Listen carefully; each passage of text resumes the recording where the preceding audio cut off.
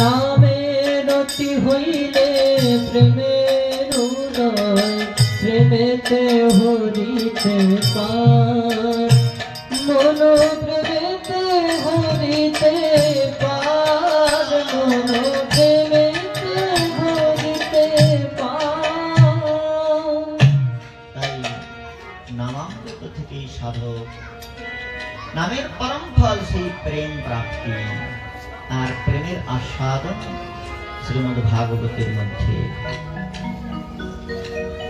মহাপ্রভু সেই দিব্য প্রেম, সেই শ্রী রাধার হৃদয় ভান্ডার লুকায়িত দিব্য প্রেম তিনি স্বয়ং আস্বাদন করে জগতের কাছে বিতরণ করলেন। স্বয়ং আস্বাদন করে জগতের কাছে সেই প্রেম বিতরণ করলেন। কৃষ্ণদাস কবিরাজ গোস্বামী চরণ বর্ণন করলেন, শ্রী রাধার ভাবে যিনি সবার নবার, সঙ্গ পাঙ্গে নবদ্বীপে যারে সংকীর্তন, কলিতে উপাস্য সেই কৃষ্ণ গৌর হরি, নবধা ভক্তিতে তারে উপাসনা করি। শ্রীকৃষ্ণ চৈতন্য মহাপ্রভু কলিযুগের উপাস্য তত্ত্ব, তিনি স্বয়ং উপাস্য হয়েও উপাসকের ভূমিকায় অবতীর্ণ হয়েছিলেন। শ্রীমদ্ ভাগবতে শুকাচার্য ভগবান বললেন, কৃষ্ণ বর্ণ তিষা কৃষ্ণ সাঙ্গ পাং অস্ত্র পারিষদৈ, যজ্ঞৈ সংকীর্তন প্রায়ৈ, যজন্তি সুমেধস। কৃষ্ণ এ বরণদ্বয় মুখে যাহা, নিরন্তর কৃষ্ণ প্রেমে বহে সুধা। তিনি স্বয়ং কৃষ্ণ হয়েও অকৃষ্ণ বর্ণ ধারণ করে রাধা ভাবদ্যুত সুবলিতম নৌমি কৃষ্ণ স্বরূপম, রাধার ভাবকান্তি নিয়ে জগৎজির কাছে দ্বারে দ্বারে নাম বিতরণ করলেন।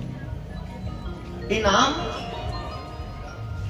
সাধ্য শিরোমণি, প্রমাণ শিরোমণি শ্রীমদ্ ভাগবতের মধ্যে নামের অশেষ বিশেষ মহিমা পরিবর্ণিত হয়েছে। ভগবান নাম গ্রহণই জীবের পরম ধর্ম। এই জগতে শ্রীর অনেক সাধন রয়েছে, আত্মকল্যাণের অনেক সাধন রয়েছে। বিভিন্ন ঋষিগণ বিভিন্ন শাস্ত্রে বিভিন্ন মার্গ তারা প্রদর্শন করেছেন। জৈমিনী আদি ঋষিগণ কর্মকাণ্ডকে মোক্ষ প্রাপ্তির উপায় বলে বর্ণনা করছেন। বশিষ্ঠ আদি ঋষিগণ যোগ মার্গকে ভগবত প্রাপ্তির বা মোক্ষ প্রাপ্তির উপায় বলে বর্ণনা করছেন। শাণ্ডিল্য আদি ঋষিগণ ভগবত ভক্তি উপাসনা কাণ্ডকেই বেদের তাৎপর্য তথা ভগবত প্রাপ্তির উপায় বলে বর্ণন করছেন। নারদ আদি দেবর্ষিগণ তারা ভাগবত ধর্মকেই ভগবত প্রাপ্তির উপায় বলে বর্ণন করছেন। তো বিবিধ শাস্ত্রে বিভিন্ন ঋষিগণ তারা জীবের আত্মকল্যাণের জন্য বিভিন্ন সাধন বর্ণন করছেন, কিন্তু স্বয়ং ভগবান শ্রীকৃষ্ণ চৈতন্য মহাপ্রভু সেই সার সমূহের যা সার শ্রী সুত গোস্বামী পাদকে শৌনকাদি ঋষিগণ বর্ণন করেছিলেন যে, হে মহাভাগবত সুত গোস্বামী পাদ, এই জগৎকে পবিত্র করবার জন্য, জগতের কল্যাণ সাধন করবার জন্য অনেক সাধন রয়েছে। ঋষিগণ বিবিধ শাস্ত্রে বিবিধ সাধন বর্ণন করেছেন, কিন্তু তার মধ্যে যা সার, অত সাধত্র যৎ সারম সমুদ্রিত মনীষয়া। শ্রেয়সাম যদ ভবেৎ শ্রেয় পাবনানাম চ পাবনম কৃষ্ণ প্রাপ্তিকরম শাশ্বত সাধনম তদ্বদোধনা। সুত গোস্বামী পাদকে সৌনকাদি ঋষি জিজ্ঞাসা করেছিলেন, শ্রেয়সাম যত ভবেৎ শ্রেয়, যে সাধনটি, শ্রেয়ের অনেক সাধন রয়েছে, সেই সমস্ত শ্রেয়ের সাধনের মধ্যে যা সর্বাপেক্ষা উৎকৃষ্ট, শ্রেয়সাম যত ভবেৎ শ্রেয় পাবনানাম চ পাবনম। এই জগৎকে পাবন করবার জন্য, পবিত্র করবার জন্য অনেক সাধন রয়েছে। গঙ্গা জলাদির সংস্পর্শে, সূর্য কিরণের সংস্পর্শে অনেক বস্তুর পবিত্রকরণ হয়। আবার কোথাও দোকানে গিয়েছেন, দোকানদার উচ্ছিষ্ট হাতে আপনাকে চিনি দিয়েছে, বাতাসা দিয়েছে, আপনি ভাগবত সেবায় লাগাবেন, তো বাতাসা কি জলে ধুয়ে দেবেন? তাহলে দ্রব্য মূল্যেন শুদ্ধতি, মূল্য দিয়ে ক্রয় করলে দ্রব্য শুদ্ধ হয়ে যায়। তো জগৎকে পাবন করবার জন্য এই সমস্ত যে সাধন রয়েছে, এই সাধনগুলিকেও যা পবিত্রকরণ করবার যেসব পন্থা রয়েছে, সেই পবিত্রকরণকারী পন্থাগুলিকেও যা পবিত্র করে, পাবনানাম চ পাবনম। আর যে সাধনটা কৃষ্ণ প্রাপ্তি করম শাশ্বত, কৃষ্ণ প্রাপ্তি করিয়ে দেবে, কেবল পবিত্র করবে নয়, ভগবত প্রাপ্তি করিয়ে দেবে। আর ভগবত প্রাপ্তি কি প্রকার করিয়ে দেবে? বলে শাশ্বত ভগবত প্রাপ্তি। শাশ্বত ভগবত প্রাপ্তি মানে যে প্রকার ভগবত প্রাপ্তির পরে ভগবান বিশতে হৃদয়, ভগবান হৃদয় পিঞ্জরের মধ্যে অবরুদ্ধ হয়ে যান, হরিরূপী নিজলোকং সর্বথাত বিহায় নিবসতি হৃদিতস্য ভক্তি সূত্রোপনধ্যম। ভক্তি সূত্রের দ্বারা ভগবান হৃদয় পিঞ্জরে বাঁধা পড়ে যান। বিসৃজতি ন যস্য সাক্ষাৎ প্রণয় রসনাধিতাঙ্ঘ্রি পাদ পঙ্কজ। ভক্তের প্রণয় রজ্জুতে ভগবান হৃদয় পিঞ্জরে এমন বাঁধা পড়ে যান যে তিনি আর হৃদয় ভবন পরিত্যাগ করে অন্যত্র গমন করতে পারেন না। এই প্রকার ভগবানকে অবরুদ্ধ করে দিতে পারে যে সাধন, সেই সাধনটি আপনি আমাদের নিকট বর্ণন করুন। পরম সাধন ভাগবতী শ্রী সুখদেব গোস্বামী চরণ বলছেন, এতাবানে বলোকেস্মিন পুংসাম ধর্ম পরস্মৃত ভক্তি যোগে ভগবতী তন্নাম গ্রহণাদিভি। এতাবানেব লোকেস্মিন পুংসাম ধর্ম পরস্মৃত। এই কলিযুগে সর্বাপেক্ষায় পরম ধর্ম শ্রেয় সাধন, শ্রেয়ের সর্বোত্তম সাধন কোনটি? জ্ঞান যোগ তপশ্চর্যাদি এই যুগের ক্ষেত্রে প্রযোজ্য নয়।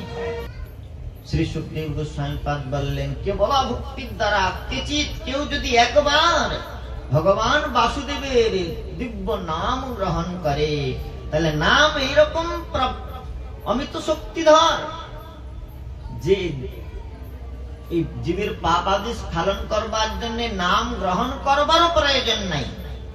নাম গ্রহণ করবার অভিলাষ হৃদয়ে সঞ্জাগরিত হলেই হৃদয়ের সমস্ত প্রকার অবিদ্যা রাশি, পাপ রাশি ভস্মীভূত হয়ে যায়, ক্ষয়ীভূত হয়ে যায়। যেমন করে অঘং ধুন্বন্তি কাষ্টেন নিহারমিব ভাস্কর। নিহারকে, অন্ধকারকে বিদূরিত করতে গেলে ভাস্করের, সূর্যের পূর্ণ উদয়ের প্রয়োজন নাই। সূর্য উদয়ের প্রাককালেই যেমন অন্ধকার বিদূরিত হয়ে যায়, তেমনি নাম গ্রহণের সংকল্পের সঙ্গে সঙ্গে সাধকের হৃদয়ের পাপ রাশি ভস্মীভূত হয়ে যায়। নাম এই প্রকার সাধন। নিতাই গৌর প্রেমানন্দে। তাই ভাগবত বর্ণন করছেন, এতন নির্বিদ্যমানানাম ইচ্ছতাম অকুতো ভয়ম যোগীনাম নৃপনির্ণিতাম হরের নামানুকীর্তনম। चेतनम् एतन्निर्विद्यमानानाम् इच्छताम् अकुतो भयम्। কেউ যদি এই সংসার সংস্কৃতির প্রবাহ থেকে মুক্তি লাভ করতে ইচ্ছা করেন, সংসারে মৃত্যু ভয় এর থেকে অভয়তা লাভ করতে ইচ্ছা করেন, তাহলে সমগ্র যোগীগণ যোগিনাম নির্ণীতম হে নৃপ, যোগীন্দ্রগণ সমবেত রূপে স্বীকৃতি প্রদান করেছেন কিসে? বলে হরির নামানুকীর্তনম। শ্রী হরির নাম কীর্তনের দ্বারাই জীব এই সংস্কৃতির প্রবাহ থেকে আত্যন্তের মুক্তি লাভ করে অনায়াসে ভগবৎ পাদ পদ্ম লাভ করতে পারে। বলছেন সকৃদুচ্চারিতম যেন হরিরিত্যক্ষরদ্বয়ম বদ্ধ পরিকরস্তেন মোক্ষায় গমনম প্রধি। সকৃত একবার হরি এই শব্দ দুটি উচ্চারণ যদি করে, হরিরিত্যক্ষরদ্বয়ম, নরকে নিপতিত হতে যাবে, নরকে তাকে ধাক্কা দিয়ে ফেলে দেয়া হবে, করবদ্ধ করে দেয়া হয়েছে, পা দুটি বেঁধে দেওয়া হয়েছে, হাত দুটি বেঁধে দেওয়া হয়েছে। এমত অবস্থাতেও জীব যদি হরি শব্দতে উচ্চারণ করে, ওই নরকে নিপতন থেকে উত্তীর্ণ হয়ে সে পরমধাম বৈকুণ্ঠ গমন করতে পারে। এই প্রকার পরম সাধন শ্রী হরি নাম। তাই গৌর প্রেমানন্দে হরি বল। তাই শ্রী সনাতন গোস্বামী পাদ ক্রমান্বয়ে হবে, আমি সমস্ত কিছুই তাৎপর্য সহকারে করব, নাম মহিমার উপরেই বর্ণন করব সমস্ত বিষয়ে। অবশেষে যদি কিছু থাকা জিজ্ঞাসা তখন করব। শ্রী সনাতন গোস্বামী পাদ বলছেন জয়তি জয়তি নামানন্দ রূপ মুরারি বিরমিত নিজ ধর্ম ধ্যান পূজাদি যত্নম কথমপি সকৃদাত্যম মুক্তিদাম প্রাণিনাম যৎ পরমামৃতমেকাম জীবনম ভূষণম মে। বৃহৎ ভাগবতামৃতের মধ্যে সনাতন গোস্বামী পাদ নাম মহিমা বর্ণন করতে গিয়ে বললেন জয়তি জয়তি নাম আনন্দ রূপ মুরারি। হে আনন্দ রূপ মুরারির দিব্য নাম সমূহ বিরমিত নিজ ধর্মম ধ্যান পূজাদি যত্নম। ভগবান তার নিজ ধর্মকে প্রকাশ করবার জন্য ধ্যান পূজাদি অপেক্ষায় উৎকৃষ্ট নিজের নাম সমূহকে প্রকাশ করলেন। কথমপি সকৃদাত্ম মুক্তিদম প্রাণী নাম যৎ। সকৃত একবার উচ্চারণের দ্বারা এই প্রাণীগণকে অনন্ত জন্ম নির্বিশেষ নিরাকার চিদাকার ব্রহ্মের ধ্যান করলে যেই মুক্তি হয়, কোটি জন্ম ব্রহ্ম জ্ঞানে যেই মুক্তি নয়, নামের আভাস মাত্রে সেই মুক্তি হয়। সকৃদপি পরিগীতম শ্রদ্ধয়া হেলয়াবা। কথমপি সকৃদাতম মুক্তিদম প্রাণিনাম যৎ পরম অমৃতমেকম জীবনম ভূষণম মে। সে অমৃত স্বরূপ নাম আমাদের হৃদয় ভূষণ হোক, জীবন ধন হোক। পঞ্চমুখে ভগবান শিব নিরন্তর সেই নাম কীর্তন করেন। শ্রীমদ শম্ভু মুখেন্দু বরম সংশোভিতম সর্বদা সংসার ভেষজাময়ম সুমধুর জানকী জীবনম। সেই সুমধুর জানকী জীবন শ্রী রামচন্দ্রের দিব্য নাম নিরন্তর মহাদেব পরিকীর্তন করে তিনি সমাধি মগ্ন রয়েছেন। ব্রহ্মানন্দানন্ত গুণিত রসো রম্য রসো বৈষ্ণব তস্মাৎ কোটি গুণজ্জলশ্চ মধুর শ্রী রাম নামামৃতম।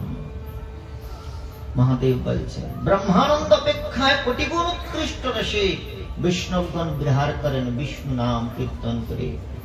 আর সেই ভগবান বিষ্ণুর নামাবলী বললেন সমাধি শক্তি পর্যন্ত তিরস্কৃত করে। আমি কেবল নির্বিশেষ সমাধিতে নয়, নামানন্দে নিমগ্ন হয়ে এই প্রকার পরমানন্দের আস্বাদন করি। ভগবান শ্রীকৃষ্ণ জীবের নিকট সাধ্য রূপে প্রকাশিত হয়েছেন। রঙ্গরামানুজাচার্য রামানুজ সম্প্রদায়ের একজন আচার্য ছিলেন রঙ্গ রামানুজাচার্য। সেই রঙ্গ রামানুজাচার্য তিনি তার জ্যোতিন্দ্র মত দীপিকা নামক একটি গ্রন্থে বর্ণন করছেন নাম কিভাবে এসেছে। একদিন ভগবান বৈকুণ্ঠনাথ নারায়ণ লক্ষ্মী বলছেন, হে প্রভু, আপনি যদি বৈকুণ্ঠে এই প্রকার শয়ন করে থাকেন তাহলে জগতের জীবেরা আপনার মহিমা সম্বন্ধে অবগত হতে পারবে না। আপনার স্বরূপ মাধুর্য যদি তারা অবগাহন করতে না পারে, আপনার কৃপামৃত সাগরে যারা তারা যদি অবগাহন করতে না পারে, তাহলে আপনার কৃপা নিধান কারণ্য গণ বিগ্রহ নাম নিষ্ফল হয়ে যাবে। আপনি কৃপা পূর্বক জগতে জীবের কাছে সুলভ হন, জগতের জীবের কাছে আপনি সুলভ হন। লক্ষ্মী দেবী প্রার্থনা করছেন। ভগবান বললেন, দেখো লক্ষ্মী, জীব বৈকুণ্ঠ পর্যন্ত আসতে পারবে না, তুমি ঠিকই বলেছ, তাই আমি জগতের জীবের নিকট যাব, জগতের জীবের কাছে সুলভ হব। এই বলে কি করলেন ভগবান, বিরজার পারে যে বৈকুণ্ঠ, সেখানে অনন্ত বৈকুণ্ঠে অনন্ত প্রকোষ্ঠে ভগবান বিলসিত ছিলেন। আর তিনি বিরজা অতিক্রম করে ব্রহ্মলোকে আসলেন। ব্রহ্মলোকে একটি বৈকুণ্ঠ নির্মাণ করলেন, তার নাম হলো রমা বৈকুণ্ঠ। তো সেই রমা বৈকুণ্ঠেতে ভগবান বিরাজ করতে শুরু করলেন। লক্ষ্মী দেবী বললেন, প্রভু এটা হলো না। বলে, লোকে জীব জীব জনলোক, মহলোক, তপলোক ইত্যাদি সপ্তলোক অতিক্রম করে সপ্তলোকে পৌঁছাবে, ব্রহ্মলোকে পৌঁছাবে, তারপরে না আপনার দর্শন করবে। অতদূর পর্যন্ত জীবের সাধন সামর্থ্য রয়েছে, তাই আপনি আরো সুলভ হয়ে যান। তখন ভগবান বললেন, ঠিক আছে লক্ষ্মী, আমি জীবের নিকট আরো সুলভ হয়ে যাচ্ছি। অঙ্গুষ্ঠ মাত্র পুরুষমন্তরাত্মা, তিনি অন্তরাত্মা রূপে, অন্তর্যামী রূপে প্রতিটি জীবের হৃদয়ের মধ্যে প্রবিষ্ট হয়ে গেলেন। লক্ষ্মীদেবী বললেন, প্রভু এতে হয়েছে। ভগবান বলছে, দেখো প্রতিটি জীবের হৃদয়ে আমি প্রবিষ্ট হয়ে গেছি, তাদের কাছে চলে গিয়েছি, সুলভ হয়ে গিয়েছি। লক্ষ্মীদেবী বললেন, এটা ভূগত জলবৎ। ভূগত জলবৎ মানে আমি যেখানে বসে আছি এর নিচেও জল রয়েছে, কিন্তু ওই জল তৃষ্ণা লাগলে আমি পান করতে পারবো? ওখানে কূপ খুলতে হবে। তাই আপনি প্রতি জীবের হৃদয়ে গিয়েছেন, কিন্তু জীবের হৃদয়ের মধ্যে রয়েছে মায়া, মোহ, তমপুঞ্জ, অবিদ্যার অন্ধকার। তাই এই অবিদ্যার অন্ধকারে আপনি অভিনিবিষ্ট থাকলেও জীব আপনাকে অবলোকন করতে পারবে না, দর্শন করতে পারবে না। ভূগত জলবৎ প্রকাশ ওর দ্বারা হবে না, আপনি আরো সুলভ হন। তখন ভগবান বললেন, আমি জগতের মঙ্গলের জন্য অবতার গ্রহণ করছি। শ্রী রাম, কৃষ্ণ, বলরাম, পরশুরাম, ভগবান শ্রীকৃষ্ণ, বুদ্ধ, কল্কি আদি আদি অনন্ত অবতার প্রতিটি জীবের কল্যাণ সাধনের জন্য প্রত্যেক জনিতে ভগবান অবতার গ্রহণ করলেন। নিম্ন গানাম যথা গঙ্গা, সরিতা সমূহের মধ্যে তিনি গঙ্গা হলেন, বৃক্ষ সমূহের মধ্যে তিনি অশ্বত্থ হলেন, মিন জলের কীট সমূহের মধ্যে তিনি মৎস্য অবতার ধারণ করে মৎস্য হলেন। শুকর চিন্তা করল, আমি তো বিষ্ঠা বুঝি, নিকৃষ্ট পানি, আমার কি করে কল্যাণ হবে? সে ভগবান বরাহ অবতার ধারণ করলেন। বনের জিঘাংসা বৃত্তি সমন্বিত সিংহ চিন্তা করলো, আমার কি করে কল্যাণ হবে? ভগবান নরসিংহ রূপ ধারণ করলেন। দেবতীর্যং নরাদয়, দেবতাদের কল্যাণ সাধন করবার জন্য দেবমাতা অদিতির গর্ভ থেকে দেবতাদের ভ্রাতা উপেন্দ্র বামন রূপে জন্মগ্রহণ করলেন। আর মনুষ্য লোকে তিনি তো বারবার অবতরণ করেছেন, কেননা মনুষ্য সৃষ্টির শ্রেষ্ঠ জীব, তাই তিনি বারবার লীন মনুজ অবতার, বিপ্রধেন সুরসন্ত হিত লীন মনুজ অবতার, বারবার নরবপু ধারণ করে কৃষ্ণের যতিক খেলা সর্বোত্তম নরলীলা, নরবপু তাহার স্বরূপ, নরবপু ধারণ করে তিনি আত্ম প্রকাশ করলেন। লক্ষ্মী দেবী বললেন, এতেও হলো না প্রভু, হলো না। বললে, কিরকম হলো না? বলে, শোনো, এটা সরিতা প্রবাহবৎ হয়েছে। যেখান থেকে গঙ্গা প্রবাহিত হয়েছে সেখানকার লোকেরাই গঙ্গার জল পান করতে পারবে। কেউ যদি রাশিয়াতে, অস্ট্রেলিয়াতে, বিদেশে থাকে, সে কি গঙ্গার জল পান করতে পারবে?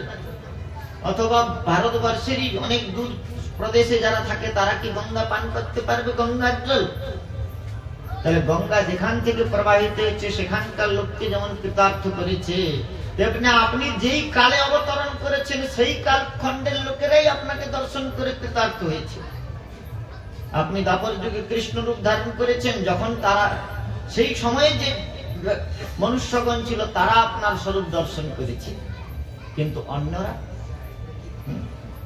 তাই আপনার এই যে অবতার ধারণটা, এই যে কৃপা, এই যে সহজতা, এটাও সরিতা প্রবাহ বোধ হয়ে গিয়েছে, এটাও সম্পূর্ণ হলো না। ভগবান বললেন তাহলে কি করতে হবে? বলে আপনি জীবের কাছে এমন সহজ হয়ে যান যে আপনি সাধ্য বস্তু ভগবান আপনাকে প্রাপ্ত হতে জীবের কোনো কষ্ট হবে না। তবেই তো আপনি কৃপা নিদান, তবেই তো আপনি কারুণ্য ঘন বিগ্রহ। ভগবান বিচার করলেন হ্যাঁ। তাই তিনি কি করলেন?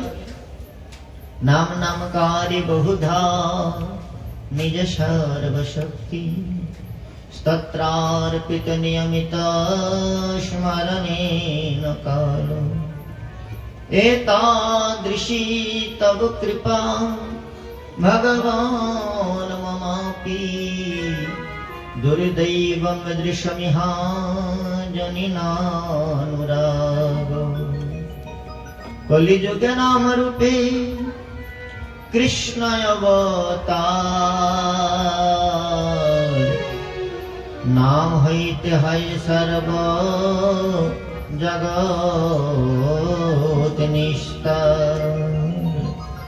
আমাদের ভক্তিরমণ ঠাকুর বলছেন জীবের কল্যাণ সাধন কাম জগতে আসিয়ে মধুর নাম। জীবের সাধন মধুর কাম জগতে আসিয়ে মধুর হরি নাম। জীবের কল্যাণ সাধন কাম জগতে আসিয়ে মধুর নাম।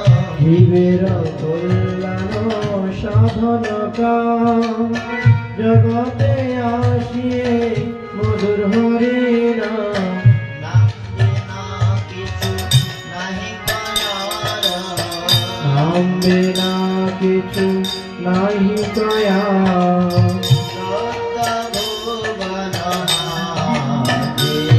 আর চোদ্দ ভুবন নাম বিনা কিছু নাহি কয়া, বিনা কিছু নাহি কয়া। চোদ্দ ভুবন এই চোদ্দ ভুবন। তাই নাম রূপে ভগবান সকলের কাছে সুলভ হলেন। অষ্ট স্পন্দন মাত্রম তু অষ্ট স্পন্দন মাত্রেণ কীর্তনম তু তথা বরম। ভগবান কি প্রকার সুলভ হলেন কৃষ্ণদাস কবিরাজ গোস্বামী পাদ বর্ণন করছেন। অনেক লোকের বাঞ্ছা অনেক প্রকার, কৃপাতে করিল অনেক নামের প্রচার। খাইতে শুইতে যথা তথা নাম লয়, দেশকাল বিচার নাই সর্বসিদ্ধি হয়। হরিভক্তি বিলাস से वर्णन करছেন विष्णु धर्मोत्तर पुराण থেকে। न देश नियमस्तस्मिन् न काल नियमस्तथा नोच्छिष्टादो निषेधस्ति हरिन्नामानि लोभधक। न देश नियमस्तस्मिन् न काल नियमस्तदा। देश काल नियम নাই সর্বসিদ্ধি হয়। উচ্ছিষ্টাদি মুখেও শ্রী ভগবানের নাম গ্রহণ করলে কোনো দোষ হয় না। নোচ্ছিষ্টাদৌ নিষেধস্তি শ্রী হরির নামানি লুব্ধতা। ভগবানের নাম যে কোনো অবস্থায় যে কোনো পরিস্থিতিতে পরিকীর্তন করা যায়। নাম সাক্ষাৎ অক্ষর ব্রহ্মের আক্ষরিক রূপ। নাম চিন্তামণি শ্রীকৃষ্ণ চৈতন্য রস বিগ্রহ পূর্ণ শুদ্ধ নিত্য মুক্ত অভিন্ন তন্নাম নামিন। ভগবানের নাম আর নামিতে কোনো ভেদ নাই। এই জগতে যেমন নাম আর নামের মধ্যে অন্তর রয়েছে, ভেদ রয়েছে। কানা ছেলের নাম পদ্মলোচন, যে চোখে দেখতে পায় না তার নাম রাখা হয়েছে পদ্মলোচন। তো তাহলে জগতে নাম নামের মধ্যে ভেদ রয়েছে। রসগোল্লা রসগোল্লা রসগোল্লা বললে কারোর মুখ মিষ্টি হয় না, কিন্তু একদিন কৃষ্ণ কৃষ্ণ কৃষ্ণ কৃষ্ণ অনুক্ষণ করে দেখুন।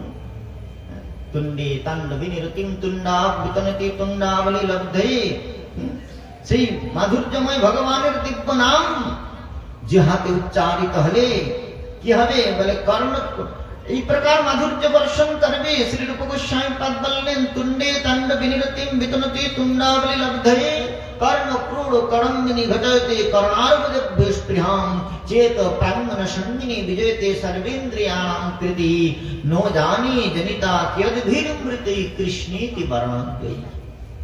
রূপ গোস্বামী পাদ বেদগ্ধ মাধব নাটকে বর্ণনা করছেন এই শ্রীকৃষ্ণ নামের অত্যদ্ভুত মাধুর্য। চণ্ডীদাস ঠাকুর এই শ্লোকেরই আস্বাদন করে বলেছেন, সই কে বা শোনাইল শ্যামনা, কে বা শোনাইল শ্যামনা, কে বা শোনাইল শ্যামনা,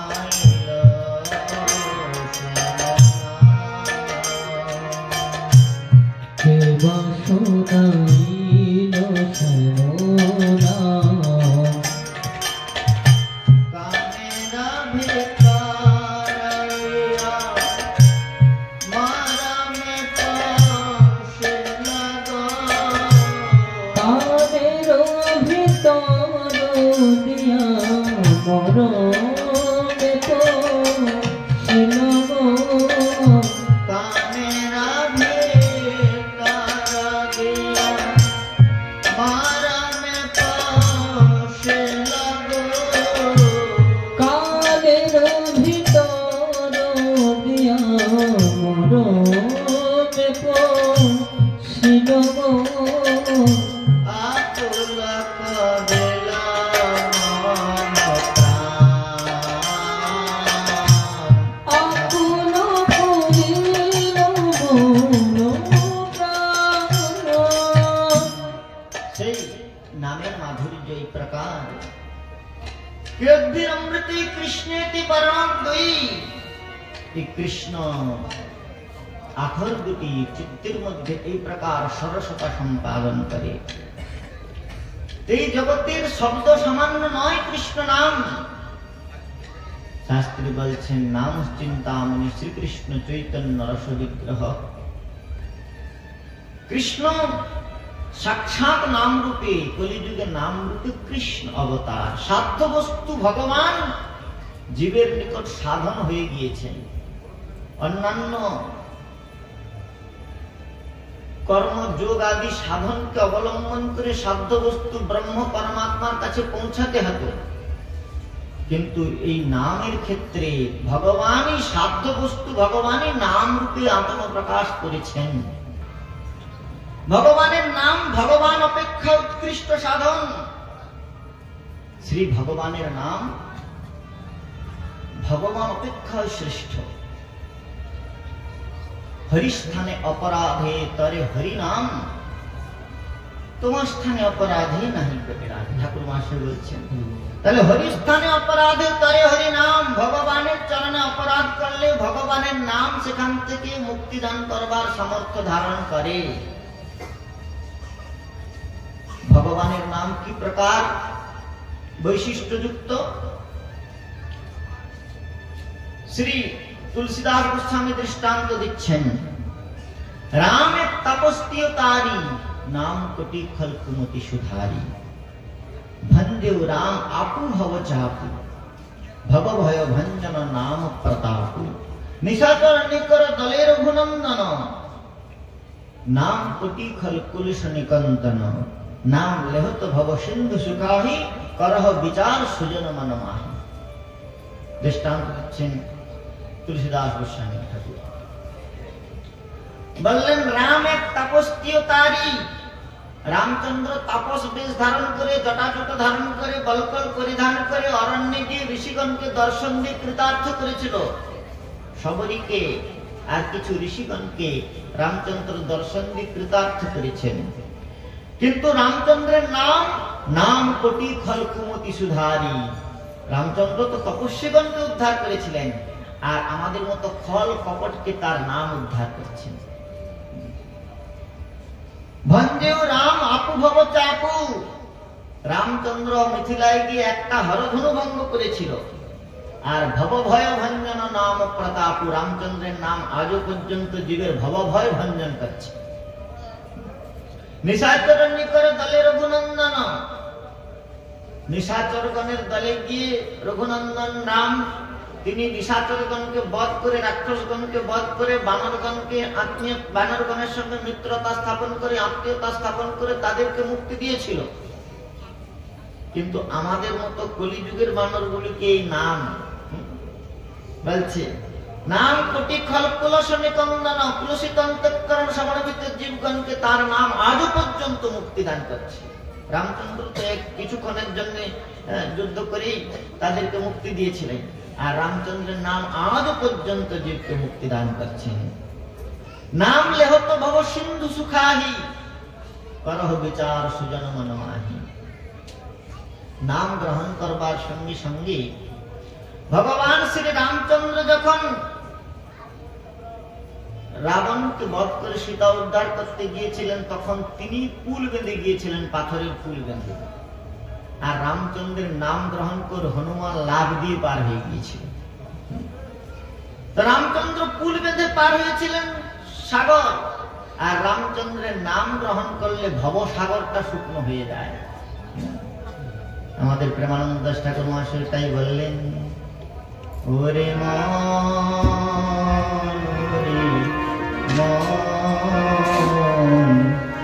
হরি নাম করো ওরে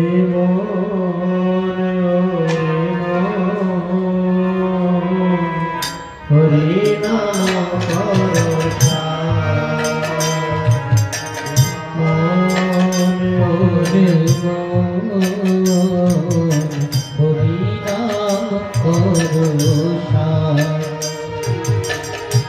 ভব সাগর হবে বলিচ হাটিয়া হইবে পার, হাটিয়া হইবে পার। এই ভব সাগর হবে বলিচ হাটিয়া হইবে পার, হরি নাম করো সার। ওরে মন হরি নাম করো সার। ওরে মন হরি নাম করো সার।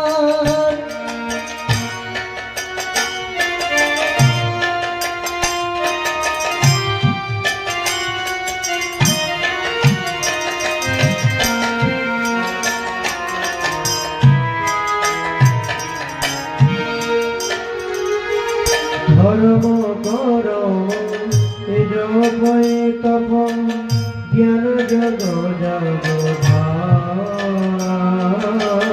ধর্ম করম জপে তপ জ্ঞান যুগ জগ আর নহি নহি নহি বলিতে কেবল উপায় গোবিন্দ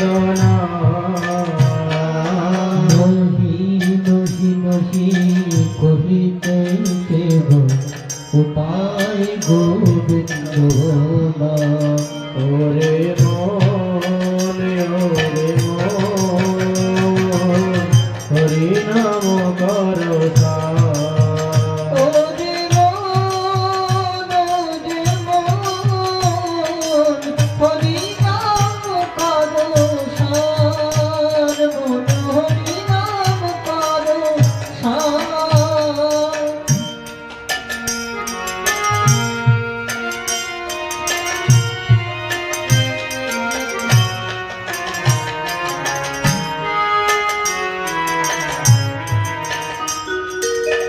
ভূপতি মুখতে যে গতি সে গতি তাহে না করে হরতে ভূপতি মুখতে যে গতি সে গতি তাহে না কর হরতে আর মেঘের ছায়ায় জুড়ানো যেমন কোন সে কোন গতি আর মেঘের ছায়ায় জুড়াইলে প্রাণ কোন সে কোন গতি ওরে মন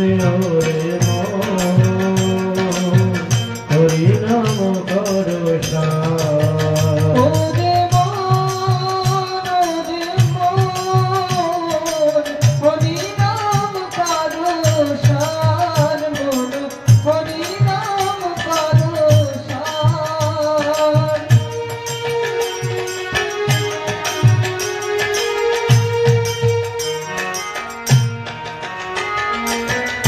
বদন ভরিয়া হরি হরি বল এমন সুলভ কবে বদন ভরিয়া হরি হরি বল এমন সুলভ কবে আর ভারত ভূমিতে মানুষ জনম আর কি এমন হবে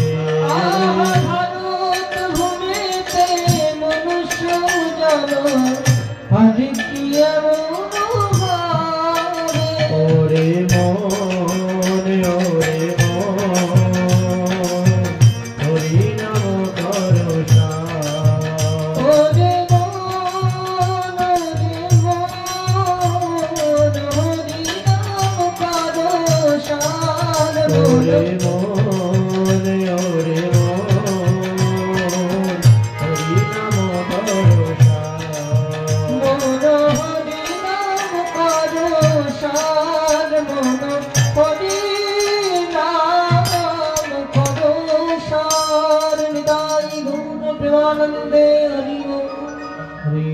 आदि पुराण मध्य से भगवान अर्जुन के बोलছেন नामैव परमा मुक्ति नामैव परमा गति नामैव परमा शांति नामैव परमा स्थिति नामैव परमा भक्ति नामैव परमा मति नामैव परमा प्रीति नामैव परमा स्मृति नामैव करणं जन्तु नामैव प्रभुरेव च नामैव परमाराध्य नामैव परमं गुरु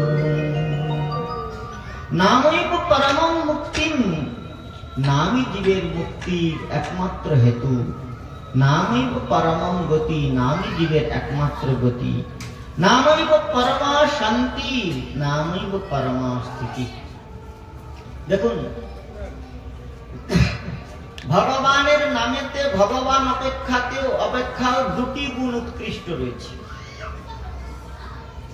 अचिंत्य गुणगणालंकृत गोविंद देव जं श्याम सुंदरम अचिंत्य गुण स्वरूपम अनंत अगाध कल्याण गुण निलय भगवान श्री गोविंदेर दिव्य नाम तार থেকেও দুটি অধিক গুণ ধারণ করে কি কি বলে একটি হচ্ছে কারুণ্য গুণ আর একটি হচ্ছে সৌলভ্য গুণ একটি হচ্ছে কৃপা গুণ আর একটি হচ্ছে সৌলভ্য মানে সুলভ ভগবান সর্বত্র সুলভ নন আপনাকে ভগবানের সেবা করতে গেলে স্নান করে নির্মল বস্ত্র পরিধান করে তিলক আদি ধারণ করে পবিত্র হয়ে মন্দিরে গমন করতে হবে বিগ্রহ অথবা প্রতিকৃতি রূপে তাকে প্রতিস্থাপন করতে হবে তবে আপনি সেবা করতে পারবেন আর আপনি শয়নে ভজনে জাগরণে ভোজনে সর্বক্ষণ চাইলেই অষ্টস্পন্দন দ্বারা নাম কীর্তন করতে পারবেন এটা হচ্ছে নামের সুলভতা সৌলভ্য বাথরুমে গিয়ে অশৌচ ত্যাগকালেও আপনি বিগ্রহ সেবা স্মরণ পর্যন্ত করতে পারবেন না, নিষেধ আছে শাস্ত্রে, কিন্তু নাম স্মরণ করতে পারেন, নামাক্ষর চিন্তন করতে পারেন। মহাপ্রভু আপনারা সকলেই জানেন যে অশৌচ ত্যাগকালে জিহাটাকে ধারণ করে রেখেছিলেন, আর গোপালপুর গোস্বামী পাদ মহাপ্রভুকে বললেন, প্রভু এই সময় যদি আপনার দেহান্ত হয়, তখন মহাপ্রভু তাকে গুরু করেছিলেন গোপাল গুরু গোস্বামী। তো সেই নামের মধ্যে এক হচ্ছে সৌলভ্য গুণ, নাম কৃপাপূর্বক জীবের কাছে সুলভ হয়েছে, আর 2 নম্বর হচ্ছে কারুণ্য গুণ, করুণা। করুণাটা কি প্রকার বলে দেখুন, সূর্যের আলো যদি হীরকে পড়ে, হীরার উপরে পড়ে, তাহলে সেটা আরো চকচকে হয়। কিন্তু হীরকের কি কোনো আলো রয়েছে? হীরকের প্রতিফলন কোণটা 24.5 ডিগ্রি। তো এই প্রতিফলন কোণটা এমন, যেখানে আলোটা পড়ে এমন ভাবে প্রতিবিম্বিত হয়, এমন ভাবে রিফ্লেক্ট করে যে সেটা সেই আলোটাই আরো চকচকে দেখায়। তেমনি শ্রী ভগবানের কৃপাপূর্বক ভগবানের যে অবতার নাম, কলিযুগে নাম রূপে কৃষ্ণ অবতার, কিন্তু সেই নাম ভক্তের কাছে সেই কৃপারূপ দর্পণে যখন পতিত হয়েছে, তখন তা আরো উজ্জ্বলীকৃত হয়েছে। নামী অপেক্ষায় বাচ্য এবং বাচক স্বরূপ। বাচ্য হচ্ছেন ভগবানের শ্রী বিগ্রহ স্বরূপ, আর তার বাচক তাকে প্রকাশ করে নাম। তো নামের কি বৈশিষ্ট্য রয়েছে বলে, হরিস্থানে অপরাধে তারে হরি নাম, এর প্রমাণ রয়েছে কোথাও বলে হ্যাঁ, প্রমাণ রয়েছে। বাল্মীকি রামায়ণের মধ্যে প্রমাণ রয়েছে। একবার রাজা সুকান্ত, মহারাজ সুকান্ত, তিনি সুমেরু পর্বতে ঋষিগণের সভা হয়েছে, ব্রহ্মর্ষিগণ ব্রহ্মসত্র করছেন। সেই ব্রহ্মর্ষিগণের সভায় রাজা সুকান্ত ব্রহ্মসত্র শ্রবণ করবার জন্য যাচ্ছে, আর নারদ ঠাকুর রাস্তার মধ্যে বিনায় বাজাতে বাজাতে নারদ ঠাকুর মিলে গিয়েছে। নারদ ঠাকুর বলছে যে, রাজা সুকান্ত তুমি কোথায় যাচ্ছ? বলে, সুমেরু পর্বতে ব্রহ্মর্ষিগণ সভায় ব্রহ্মসত্র করছেন, তো সেই ব্রহ্মসত্র শ্রবণ করতে হচ্ছে। বলে যাও যাও যাও যাও, সাধু সঙ্গ করা খুব ভালো জিনিস। দুর্লভ মনুষ্য দেহ দেহি নাম সমঙ্গর তত্রাপি দুর্লভ মান্য বৈকুণ্ঠ প্রিয় দর্শনম। যাও তুমি সেই ব্রহ্মর্ষিগণের সভায় গিয়ে ব্রহ্মসত্র শ্রবণ করো। নারদ ঠাকুরের কাছ থেকে প্রণাম করে বিদায় নিয়ে চলে যাচ্ছে। কিছু দূর গিয়েছে, নারদ ঠাকুর আবার পিছনে ডাকছে, শোনো শোনো শোনো শোনো। বলে কি? বলে যাচ্ছ সমস্ত ব্রহ্মর্ষিগণকে দণ্ডবত প্রণাম করবে। বলে হ্যাঁ, তা তো করবে। আবার একটু এগিয়ে গেছে, আবার নারদ ঠাকুর ডাকছে, বলে শোনো। বলে এবার কি হয়েছে? বলে গিয়ে সমস্ত ব্রহ্মর্ষিগণকে প্রণাম করবে, কিন্তু ওই ব্রহ্মর্ষিগণের সভায় বিশ্বামিত্র রয়েছে, তাকে প্রণাম করবে না। বলে কেন করবে না? বলে আরে শোনো, ও তো রাজা ছিল কিছুদিন আগে, এখন তপস্যা করে রাজর্ষি হয়েছে, তুমিও রাজা, ও রাজা, তোমার সমান লোক, প্রণাম করার দরকার নেই। ঠিক আছে। নাথ ঠাকুর বলছে আমি বলছি, যাও আমার কথা শুনে প্রণাম করবেন, যাও। আর সেই রাজা সুকান্ত সে ব্রহ্মর্ষিগণের সভায় গিয়ে সকলকে প্রণাম করেছে, একে একে সমস্ত ব্রহ্মর্ষিগণকে প্রণাম করছেন, অভিবাদন করছেন। অথচ যখন বিশ্বামিত্রের কাছে আসলেন, তখন তাকে প্রণাম করলেন। বিশ্বামিত্র একেবারে রেগে তিল মিলিয়ে উঠেছে, আমি রাজর্ষি বলে ভারী সভায় আমাকে এই প্রকার অপমান, আরে বশিষ্ঠ পর্যন্ত আমাকে ব্রহ্মর্ষি বলে মেনে নিয়েছে, আর আমাকে এই প্রকার অপমান করে এ তপস্বীগণের অপমান করেছে রাজা সুকান্ত। তাই তৎক্ষণাৎ তিনি সেই ব্রহ্মর্ষিগণের সভা পরিত্যাগ করে একেবারে উন্মত্ত হয়ে দিবস হয়ে তিনি অযোধ্যাতে আসলেন। রামচন্দ্র তার কাছে অস্ত্র শিক্ষা করেছে, বশিষ্ঠ তার কুলগুরু, আর বিশ্বামিত্র শিক্ষাগুরু।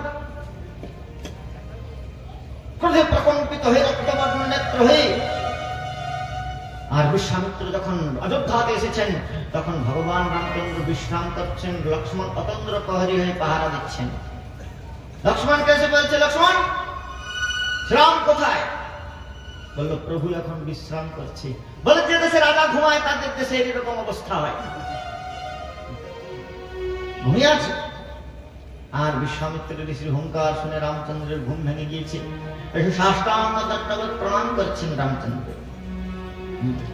সাষ্টাঙ্গ দণ্ডবত প্রণাম করছেন। বললেন, প্রভু কি হয়েছে? বলে, কি হয়েছে, কি হতে বাকি আছে? ভারী ব্রহ্মর্ষিগণের সভায় এই রাজা সুকন্ত আমাকে অপমান করেছে, সমস্ত ব্রহ্মর্ষিগণকে প্রণাম করেছে, অথচ আমাকে অপমান করেছে। ভগবান রামচন্দ্র গুরুদেবের চরণ ছুঁয়ে প্রতিজ্ঞা করে বললেন, গুরুদেব, যে অহংকারে সুকন্তের মস্তক আপনার চরণে অবনত হয় নাই, সেই মস্তক আগামীকাল প্রাতঃকাল হওয়ার পূর্বে আমি সেই মস্তক তার শরীর থেকে ভিন্ন করে দেব, অর্থাৎ সুকন্তকে বধ করব বলে শ্রীরামচন্দ্র বিশ্বামিত্রের চরণ ছুঁয়ে প্রতিজ্ঞা করছেন। আর এই কথা যখন রাজা সুকন্ত জানতে পারলেন, তখন সে মনে মনে বনে বনে গিয়ে বিলাপ করছেন, বুক ফাটা আত্মনাদ করছেন, মনে মনে রোদন করছেন, হায় হায়, আমি কি সর্বনাশ করলাম, আমি তো সকলকেই প্রণাম করতাম, এই নারদ ঠাকুরের কথা শুনে আমার এরকম দুর্বুদ্ধি হলো। আর এখন ভগবান শ্রীরামচন্দ্র, ত্রিলোকের অধীশ্বর ভগবান, সংকল্প করেছেন গুরুর চরণ ছুঁয়ে, রঘুকুল রীতি সদা চলি আয়, প্রাণ যায় তবু বচন না যায়। আরে রঘুকুল তিলক ভগবান রামচন্দ্র প্রতিজ্ঞা করেছে, গুরুদেবের চরণ ছুঁয়ে প্রতিজ্ঞা করেছে, কাল সকাল হতে না হতে আমার মাথা কাটা যাবে। সুকন্ত কাঁদতে শুরু করেছে বনে বনে, আর যেই না বনে বনে বিলাপ করে কাঁদছে, অমনি নারদ ঠাকুর বিনা বাজাতে বাজাতে আবির্ভূত হয়েছে। নারদকে দেখে আরো কান্না বেড়ে গিয়েছে। বলে, দেখুন ঠাকুর, আপনার কথা শুনে লোকে সৎসঙ্গ করে সাধুর কথা শুনে মঙ্গল হয়, আর আমার আপনার কথা শুনে কাল সকাল হতে না হতে মাথাটা কাটা পড়ে গেল। নারদ ঠাকুর বলছে, শোনো, সাধুর কথা শুনলে অর্ধেকটা শুনতে হয় না, পুরোটা শুনতে হয়। বলে, অর্ধেক শুনে এই বিপদ, আবার পুরোটা শুনলে তো আরো বিপদ হবে। বলে, পুরোটা শুনে তো দেখো। বলে, কি বলুন, যদি বাঁচা যায়। তখন সুকন্ত কাঁদতে কাঁদতে নারদ গোস্বামীপাদ বলছে, শোনো, ওই যে দূরে একটা পর্বত দেখা যাচ্ছে না, পর্বতের গুহার মধ্যে এক তপস্বিনী তপস্যা করছে, তুমি যাও, ওই তপস্বিনীর কাছে গিয়ে শরণ যাচনা করো, ও শরণাগত হও, শরণ প্রার্থনা করো, তাহলে তুমি রক্ষা পেয়ে যাবে। বলে, ত্রিভুবনের অধীশ্বর রামচন্দ্র প্রতিজ্ঞা করেছে আমাকে মারবে, আর তপস্বিনী রক্ষা করে দেবে। বলে, আমার কথা শুনে যাও। আর যদি ওই তপস্বিনী জিজ্ঞাসা করে কার থেকে তোমার মৃত্যু হয়েছে, তুমি রামচন্দ্রের নাম নেবে না, বলবে বিশ্বামিত্রের থেকে। কেন রামচন্দ্রের নাম নিলে, ভগবানের নাম নিলে সকলেই একটু সংকোচ বোধ করবে। তাই হনুমান এখন কাঁদতে কাঁদতে বিহল হয়ে দৌড়াতে দৌড়াতে গিয়ে রাজা সুকন্ত সেই গুহার মধ্যে যে তপস্বিনী তপস্যা করছে তার চরণে ষষ্ঠাঙ্গ দণ্ডবত প্রণতি করে একেবারে বিহল হয়ে কান্নায় ভেঙে পড়ছেন, আর বললেন, হে দেবী, শরণম পাহিমাম পাহিমাম, শরণম জাহি শরণম জাহি বলে শরণাগত হলেন। আর যখন উনি নেত্র খুলে তাকালেন, ওই তপস্বিনী হলেন হনুমানের জননী মাতা অঞ্জনা। অঞ্জনা মাতা তপস্যা করেছিলেন, তো অঞ্জনা মাতার কাছে যখন নেত্র খুলে তাকালেন, অঞ্জনা মাতা দেখলেন রাজা সুকান্ত বিহল হয়ে কাঁদছে। বলে, বৎস, তোমার কার থেকে ভয় হয়েছে? বলে, আমার মৃত্যুর কারণ মহর্ষি বিশ্বামিত্র। বলে, আমি তোমাকে অভয় দান করলাম, তুমি আমার শরণাগত, ঋষিপত্নীর ধর্ম, তপস্বিনীর ধর্ম শরণাগতকে রক্ষা করা, তো তুমি আমার শরণাগত, আমি তোমাকে অভয় দিলাম, বিশ্বামিত্র থেকে তোমার মৃত্যু হয় নাই। রাজা সুকন্ত কীর্তিত আশ্বস্ত হলেন, কিন্তু মনে মনে চিন্তা করছেন, এইসব ডুপ্লিকেট কথাবার্তা বলে কি আর কতক্ষণ বাঁচা যাবে? ভগবান রামচন্দ্র প্রতিজ্ঞা করেছেন। মনে মনে তার খুব ভয়। আর সন্ধ্যের সময় হনুমান আসলেন জননীকে প্রণাম করতে। প্রতিদিন হনুমান মাকে প্রণাম করতে আসেন। সন্ধ্যার সময় যখন জননীকে প্রণাম করবার জন্য হনুমান আসছেন, তখন হনুমান জননীর চরণ ছুঁয়ে প্রণাম করলেন। আর জননী অঞ্জনা মাতা বললেন, বৎস, আমি একজনকে শরণ দিয়েছি, আমার শরণাগতির ধর্ম তুমি রক্ষা করো, একে তুমি অভয় দান করো। হনুমান বললেন, মা তুমি আমার কাছে কোনোদিন কোনো কিছু চাও নাই, তোমার কৃপায় আমি অসম্ভব সম্ভব করতে সমর্থ হয়েছি, তাই তোমার চরণ ছুঁয়ে আমি প্রতিজ্ঞা করছি, আমি জীবিত থাকতে থাকতে এই রাজা সুকান্তের একটি বালও বাঁকা হতে দেব না। একে কেউ মৃত্যুবরণ, একে কেউ আমার জীবিত থাকতে থাকতে এর কেউ অনিষ্ট করতে পারবে না। এইভাবে হনুমান তার মায়ের চরণ ছুঁয়ে প্রতিজ্ঞা করলেন সুকান্তকে রক্ষা করবার জন্য, আর ভগবান তার গুরুদেবের চরণ ছুঁয়ে প্রতিজ্ঞা করলেন সুকান্তকে বিনাশ করবার জন্য। রাজা সুকান্তকে জিজ্ঞাসা করলেন, হনুমান একান্তে ডেকে বলে, বলো ব্যাপারটা কি, তোমার বিশ্বামিত্র থেকে ভয়টা কেন হয়েছে, কারণটা তো জানতে হবে। আর সুকান্ত রাজা সবকিছু বলে দিলেন, আমি এইভাবে ব্রহ্মসত্রে গিয়েছিলাম, নারদ ঠাকুরের কথা শুনে আমার বিশ্বামিত্রকে আমি প্রণাম করে নাই, তাই ভগবান রামচন্দ্র প্রতিজ্ঞা করেছেন। আর রামচন্দ্রের প্রতিজ্ঞা শুনে হনুমান মনে মনে চিন্তা করছেন, বিপদ বেড়ে গিয়েছে। অযোধ্যায় গেলেন হনুমান ত্বরিত গতিতে, দেখছেন যে রামচন্দ্র চতুরঙ্গিনী সেনা সাজাচ্ছেন, চতুরঙ্গিনী সেনা সাজাচ্ছেন রামচন্দ্র। তো বললেন, হনুমান গিয়ে প্রভুকে প্রণাম করে বলছেন, প্রভু কি? বলে, রাজা সুকান্তকে সুকান্তের পুরী আক্রমণ করতে হবে। বলে, কি হয়েছে? বলে, সে বিশ্বামিত্রকে প্রণাম করে নাই। হনুমান বলছে, ছেড়ে দেন ওসব ছোটখাটো ব্যাপার, যুদ্ধ যুদ্ধ করবার দরকার নেই। আরে সামান্য একটা রাজা প্রণাম করবে তো কি হয়েছে, আমি প্রণাম করে নেবো গিয়ে। বলে, না, আমি আমার গুরুদেবের চরণ ছুঁয়ে প্রতিজ্ঞা করেছি যে কাল সকাল হতে না হতে আমি সুকান্তকে বধ করব। রামচন্দ্রের প্রতিজ্ঞা দেখেই হনুমান চিন্তা করলে, এইভাবে আর ডাল গলবে না, এখানে থাকলে কাজ হবে না। হনুমান জ্ঞানী নাম অগ্রগণ্য, তিনি বিচার করলেন যে প্রভু যদি রুষ্ট হয় তাহলে তার রাম রক্ষা করতে পারে। তাই চিন্তা করলেন, কি করবো এখন? লেজে করে সেই সুকান্তকে জড়িয়ে নিয়ে আকাশ মার্গে উড়ে যাচ্ছেন। সুকান্ত কাঁদতে কাঁদতে জিজ্ঞাসা করছেন, হনুমান কোথায় নিয়ে যাচ্ছ? আর হনুমান বলছে, আরে মূর্খ, আমার তো একটা ঠিকানা ছিল শ্রী রামচন্দ্রের চরণ, সেই ডেস্টিনেশনটাও ডিস্ট্রয় হয়ে গিয়েছে, সেই ঠিকানাটাও লোপ হয়ে গিয়েছে। এখন তুমি জিজ্ঞাসা করছো কোথায় নিয়ে যাচ্ছি, যেখানে নিয়ে যাচ্ছি সেখানে চলো। হনুমান সুকান্তকে নিয়ে গিয়ে বনের মধ্যে একান্তে নিভৃতে বসে তিনি নাম কীর্তন করছেন, ভগবানের নাম। আর এদিকে সুকান্তকে লেজের মধ্যে বেষ্টন করে রেখেছেন। সুকান্তকে বলছে, তুমিও নাম করো, ভগবানের নাম পরম মঙ্গলময়। সুকান্ত মনে মনে বিচার করছেন, ভগবান রামচন্দ্র স্বয়ং প্রতিজ্ঞা করেছে, আর 2 অক্ষরের নাম রাম ও আমাকে রক্ষা করবে। হনুমান ভাব বিভোর হয়ে কীর্তন করছেন, রঘুপতি রাঘব রাজা রাম পতিত পাবন সীতারাম। रघुपति राघव राजा राम पतित पावन सीताराम।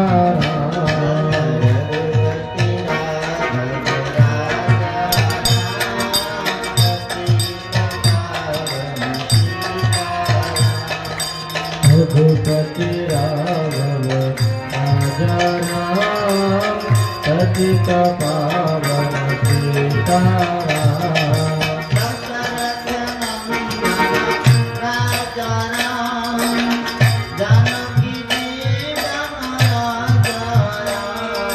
दशरथ नंदन राजा राम जानकी नंदन राजा राम।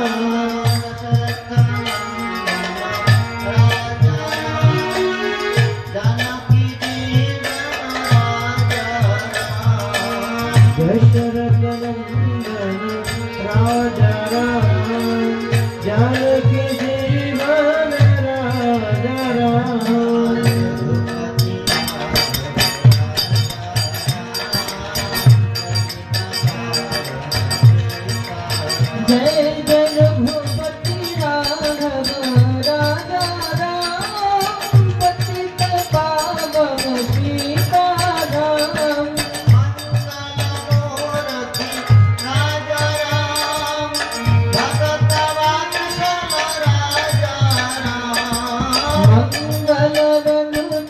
राजा राम भक्त वत्सल राजा राम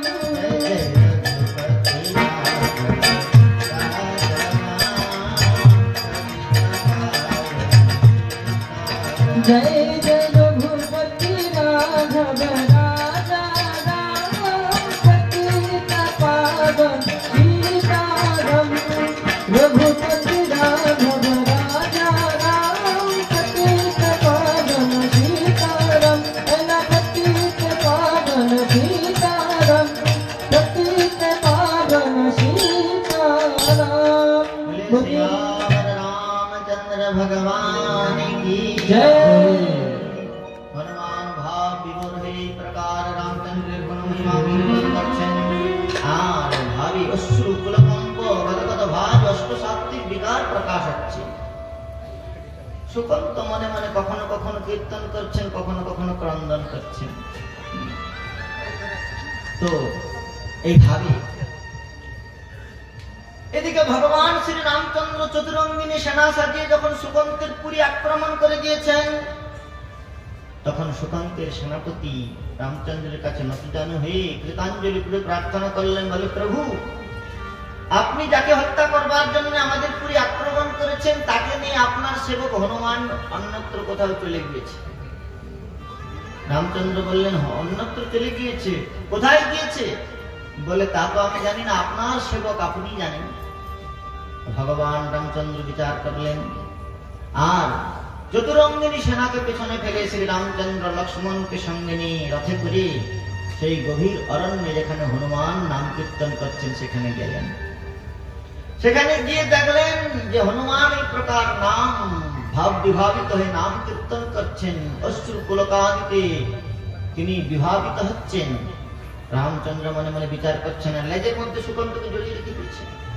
রামচন্দ্র মনে মনে বিচার করছেন আমার পিতা সত্য প্রতিপালন করবার জন্য নিজের দেহ পর্যন্ত পরিত্যাগ করেছে তাই আমি রঘুকুলের রীতি যদি ভগ্ন করি আমার সত্য থেকে যদি ভ্রষ্ট হই তাহলে মর্যাদা পুরুষোত্তম নাম আমার থাকবে না সেই জন্য ভগবান কি করছেন বলেন আমি গুরুদেবের চরণ ছুঁয়ে প্রতিজ্ঞা করেছি সুকন্তকে আমায় পদ করতেই হবে সেই জন্য তিনি ধনুকে জয় যোজনা করে আর সেই স্কন্দ দেশ হইতে তীর সমূহ বারবার নিক্ষেপ করছেন আর এদিকে হনুমান যে নাম কীর্তন করছেন ওই নামের ধ্বনি যতদূর পর্যন্ত নামের ধ্বনির পরিধি সেই পরিধি পর্যন্ত গিয়ে বাণ সব নিষ্ফল হয়ে পড়ে যাচ্ছে একটার পর একটা বাণ সব নিষ্ফল হয়ে পড়ে যাচ্ছে বাণ নিক্ষেপ করতে করতে রামচন্দ্র একেবারে ক্লান্ত হয়ে পড়েছে ঘর্মাক্ত কলেও হয়েছে লক্ষ্মণ মনে মনে চিন্তা করছে বানরটা বোধহয় কোনো জাদুটনা করেছে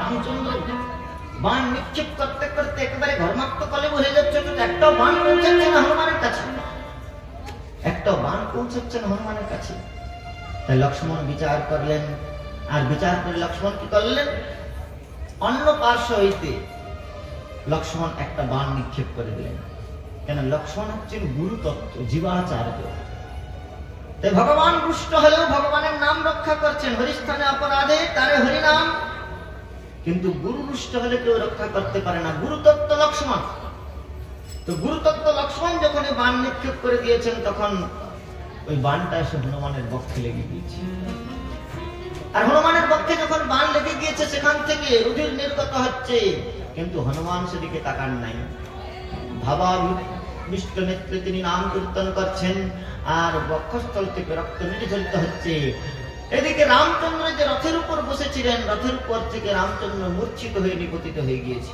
ভূতলে পড়ে গিয়েছে লক্ষ্মণ তাড়াতাড়ি ছুটে এসে ভগবান শ্রী রামচন্দ্রকে চেতন করলেন মূর্ছা অপনোদন করলেন আর মূর্ছা অপনোদিত হতে শ্রী রামচন্দ্র লক্ষ্মণকে সরিয়ে দিয়ে তিনি নেত্রাশ্রু বিসর্জন করতে করতে ভাবাবিষ্ট হয়ে দুবাহু প্রসারিত করে হনুমানের দিকে ছুটে গেলেন আর হনুমানকে বক্ষে ধারণ করে বারবার তার মস্তকে তিনি বরদহস্ত সঞ্চালন করতে লাগলেন বারবার হনুমানকে কৃপা আশীর্বাদ করছেন বলছেন হনুমান আমার নামের প্রতি তোমার এই প্রকার নিষ্ঠা এই প্রকার অনন্যতা তাই শ্রী রামচন্দ্র আজ ভাব বিভাবিত নেত্রে নেত্র হইতে অশ্রুধারা, যেন হনুমান আজ যেন ভগবান ভক্তের অভিষেক করছেন, হনুমানকে নেত্র যদি অভিষিঞ্চিত করছেন আর তার মস্তকে বারবার হস্ত সঞ্চালন করছেন, বরদ হস্ত আশীর্বাদ করছেন। হনুমান মনে মনে চিন্তা করছেন প্রভু প্রসন্ন হয়েছেন। তাই তিনি কি করছেন, রামচন্দ্র তার মস্তকে হস্ত সঞ্চালন করছেন, তিনি একবার নিজের মাথাটা সরিয়ে ওই লেজে করে হলো ওই সুকন্তকে উঠিয়ে দিলেন, আর ভগবানের হাতটা সুকন্তের মাথায় পড়ে গিয়েছে। যেই না হাতটা সুকন্তের মাথায় পড়ে গিয়েছে, ভগবান চোখ মিলে তাকিয়েছে, আর যখন চোখ মিলে তাকিয়েছে তখন রামচন্দ্রের বরদ হস্ত ওই সুকন্তের মাথার উপরে। তখন শ্রী রামচন্দ্রকে হনুমান বলছেন, প্রভু আপনি একে মারবার জন্য প্রতিজ্ঞা করেছিলেন, আর আপনি একে অভয় দান করবার জন্য মাথায় হাত রেখেছেন। এখন আপনার ইচ্ছা, মারবি রাখবি जो ইচ্ছা তোমারা, নিত্য দাস প্রতি তোমা অধিকার। এখন আপনার ইচ্ছা, আপনি একে মারবেন কি রাখবেন আপনার বিচার। মারলে আপনার অভয় দান করাটা নিষ্ফল হবে, আর যদি না মানেন তাহলে আপনার প্রতিজ্ঞা নষ্ট হবে, আপনি কি করবেন করুন।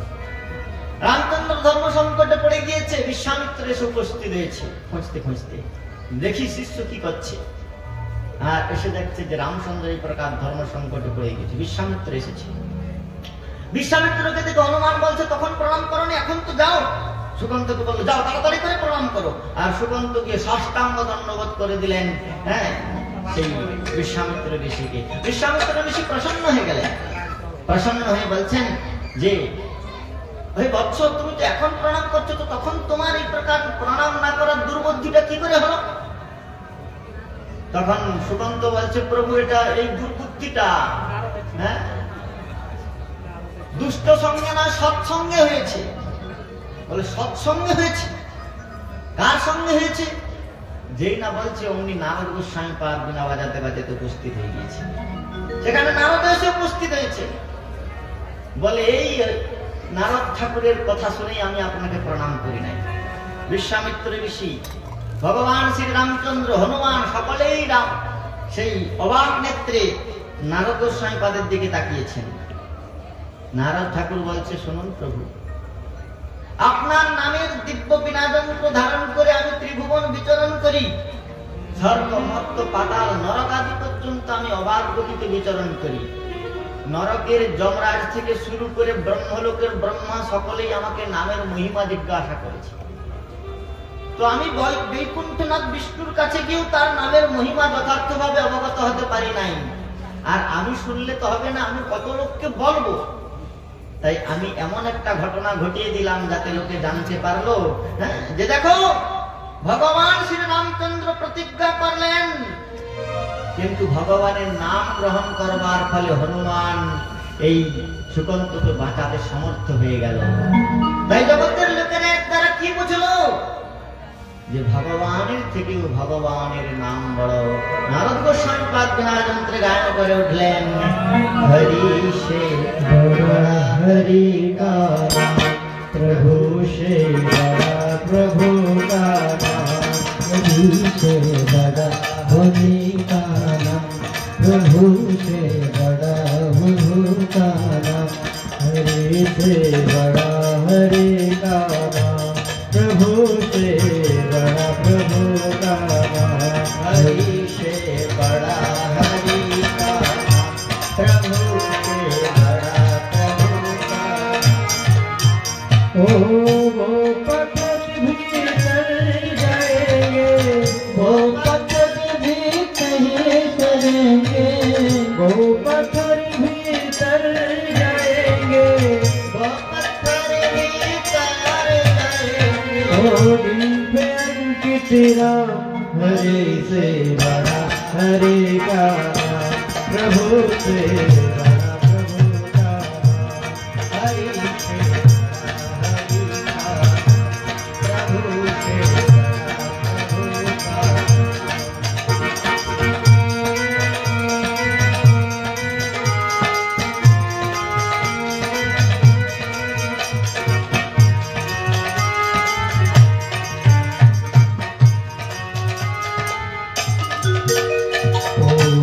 से तू के सागर को लग सके नारायण,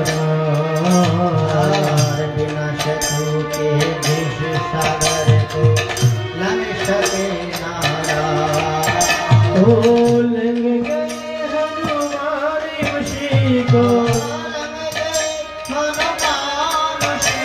जय राम जय राम, जय राम जय राम, जय राम जय राम जय राम। ओ लंघ गए हनुमान उसी को, लंघ गए हनुमान उसी को, लेके राम का नाम हरि से बड़ा हरि का नाम, प्रभु से बड़ा प्रभु का नाम, हरि से बड़ा हरि का नाम, प्रभु से बड़ा हरि का नाम।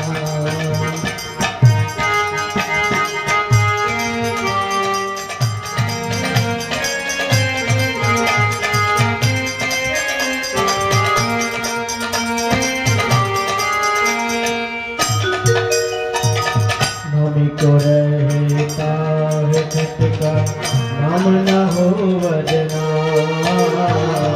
नाम को रहता है खटका, नाम न हो वजना। ओ जमीन ने उसे पुकारा, उसे पुकारा, घन श्याम घन श्याम, घन श्याम घन घन श्याम घन श्याम, घन श्याम घन श्याम।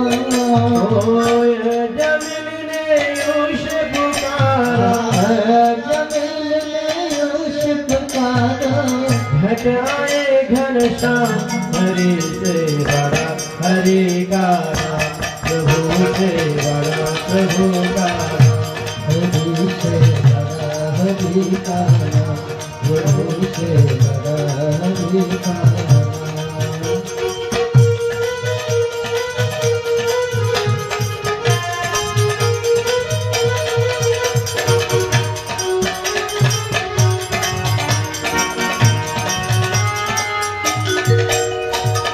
द्रौपदी ने जब नाम पुकारा, घट आ गए घन श्याम।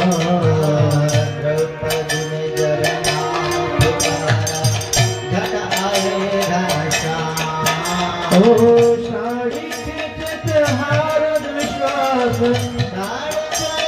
हारद दुशासन, साड़ी खींचत हारद विश्वास, साड़ी खींचत हारद दुशासन। ओ साड़ी बड़ाई घन श्याम, हरि से बड़ा हरि का नाम, प्रभु से बड़ा प्रभु का नाम, हरि से बड़ा हरि का नाम, प्रभु से बड़ा हरि का नाम, हरि से बड़ा हरि का नाम, प्रभु से बड़ा प्रभु का नाम, हरि से बड़ा हरि का नाम, प्रभु से बड़ा प्रभु का नाम, प्रभु से बड़ा प्रभु का नाम, प्रभु से बड़ा प्रभु का नाम। निताई गौर प्रेमानंदे हरि हरि।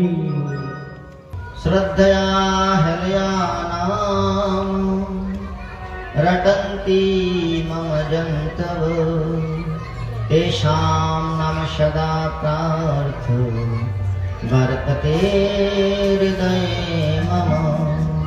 न नाम सदृशं ज्ञानं, न नाम सदृशं व्रतं, न नाम सदृशं ध्यानं, न नाम सदृशं व्रतं, न नाम सदृशं त्यागो, न नाम सदृशं फलं, न नाम सदृशं पुण्यं, न नाम सदृशं गति। आदि पुराणের মধ্যে ভগবান বলছেন না নাম সদৃশম জ্ঞানম, নামের সমান উৎকৃষ্ট কোনো জ্ঞান নাই। না নাম সদৃশম ব্রতম, নামের সমান উৎকৃষ্ট কোনো ব্রত নাই। নাম কীর্তনই ব্রত। হরিদাস ঠাকুর নাম গ্রহণের ব্রত করেছিলেন। নানাম সদৃশম ধ্যানম, নামাক্ষর ধ্যানপেক্ষা শ্রেষ্ঠ ধ্যান নাই। নানাম সদৃশম সম, দম, অন্তরিন্দ্রিয় সংযমকে সম বলা হয়। যতখানি অন্তরিন্দ্রিয় সমন ভগবান নামের স্মরণের ফলে হয়, অন্য কোন সাধনের দ্বারা হয় না। নানাম সদৃশম সম, নানাম সদৃশম পুণ্য, নামের সমান পুণ্য নাই। তাই তুলসীদাসজি বলছেন, দেখুন আপনারা সহজ সহজ দৃষ্টান্ত দিয়ে দিন, দেখবেন কোন ল্যাবরেটরিতে যাওয়ার প্রয়োজন নাই। একদিন সারাদিন আপনারা কোকাকোলা কোকাকোলা কোকাকোলা উচ্চারণ করবেন, 4 ঘন্টা উচ্চারণ করবার পরে মাথার যন্ত্রণা শুরু হবে। আর একদিন নিয়ম করে হরে কৃষ্ণ কৃষ্ণ কৃষ্ণ হরে হরে, হরে রাম রাম রাম হরে হরে উচ্চারণ করবেন, দেখবেন যে এর দ্বারা আপনার স্ট্রেস, মানসিক চাপ সহন ক্ষমতা পরিবর্তিত হয়েছে, চিত্তের মধ্যে এক শান্তি আসবে। নিরন্তর একদিন ঐকান্তিক নাম গ্রহণ করে দেখুন, দেখবেন যে নিদ্রিত অবস্থাতে আপনার জিহ্বার সেই নাম রটন করছে। তো সহজ সহজ দৃষ্টান্ত কখন পরীক্ষণ করে দেখবেন। এই অর্কেস্ট্রা যাত্রা ইত্যাদি শুনতে জানতো, তো যাত্রা অর্কেস্ট্রা শুনতে যাবেন, রাত্রি জাগরণ করবেন, ওই ঘুমটা দেখবেন 10 দিন ধরেও যেন পূর্ণ হচ্ছে না, শরীরের অবসন্নতা ক্লান্তি কাটছে না। আর কোনোদিন একাদশী তিথিতে নিশি জাগরণ করে নাম ভজন করে দেখবেন, পরের দিন পারায়ণ করবার পরে একটু ক্লান্তি আসবে, ঘুম আসবে, কিন্তু একটু বিশ্রাম গ্রহণ করে নেবেন 2-1 ঘন্টা, তারপরে আপনার চিত্ত স্বতঃস্ফূর্ত ওজ সমন্বিত হয়ে যাবে। তো এই জন্য ভগবান নাম এই প্রকার বস্তু, এমন সাধন, সত্য বস্তু ভগবানই নাম রূপে আত্মপ্রকাশ করেছেন। অনেক দৃষ্টান্ত রয়েছে, অদ্ভুত রামায়ণ একটি দৃষ্টান্ত রয়েছে, যে একদিন প্রভু শ্রী রামচন্দ্র মধ্যরাত্রে শিবির থেকে বাইরে বেরিয়েছেন। মধ্যরাত্রে শিবির থেকে বাইরে বেরিয়ে চিন্তা করছে, নল নীল সব বানরেরা পাথরের মধ্যে রাম 2 অক্ষর লিখে, আমার নাম লিখে বড় বড় পাথরগুলো জলে ভাসিয়ে দিচ্ছে, আর পাথরগুলো জলে ভেসে চলে যাচ্ছে। বসুন, একটু আরেকটু সময় দেন আপনাদের, 9:30 শেষ করবো তো নাকি বলেন?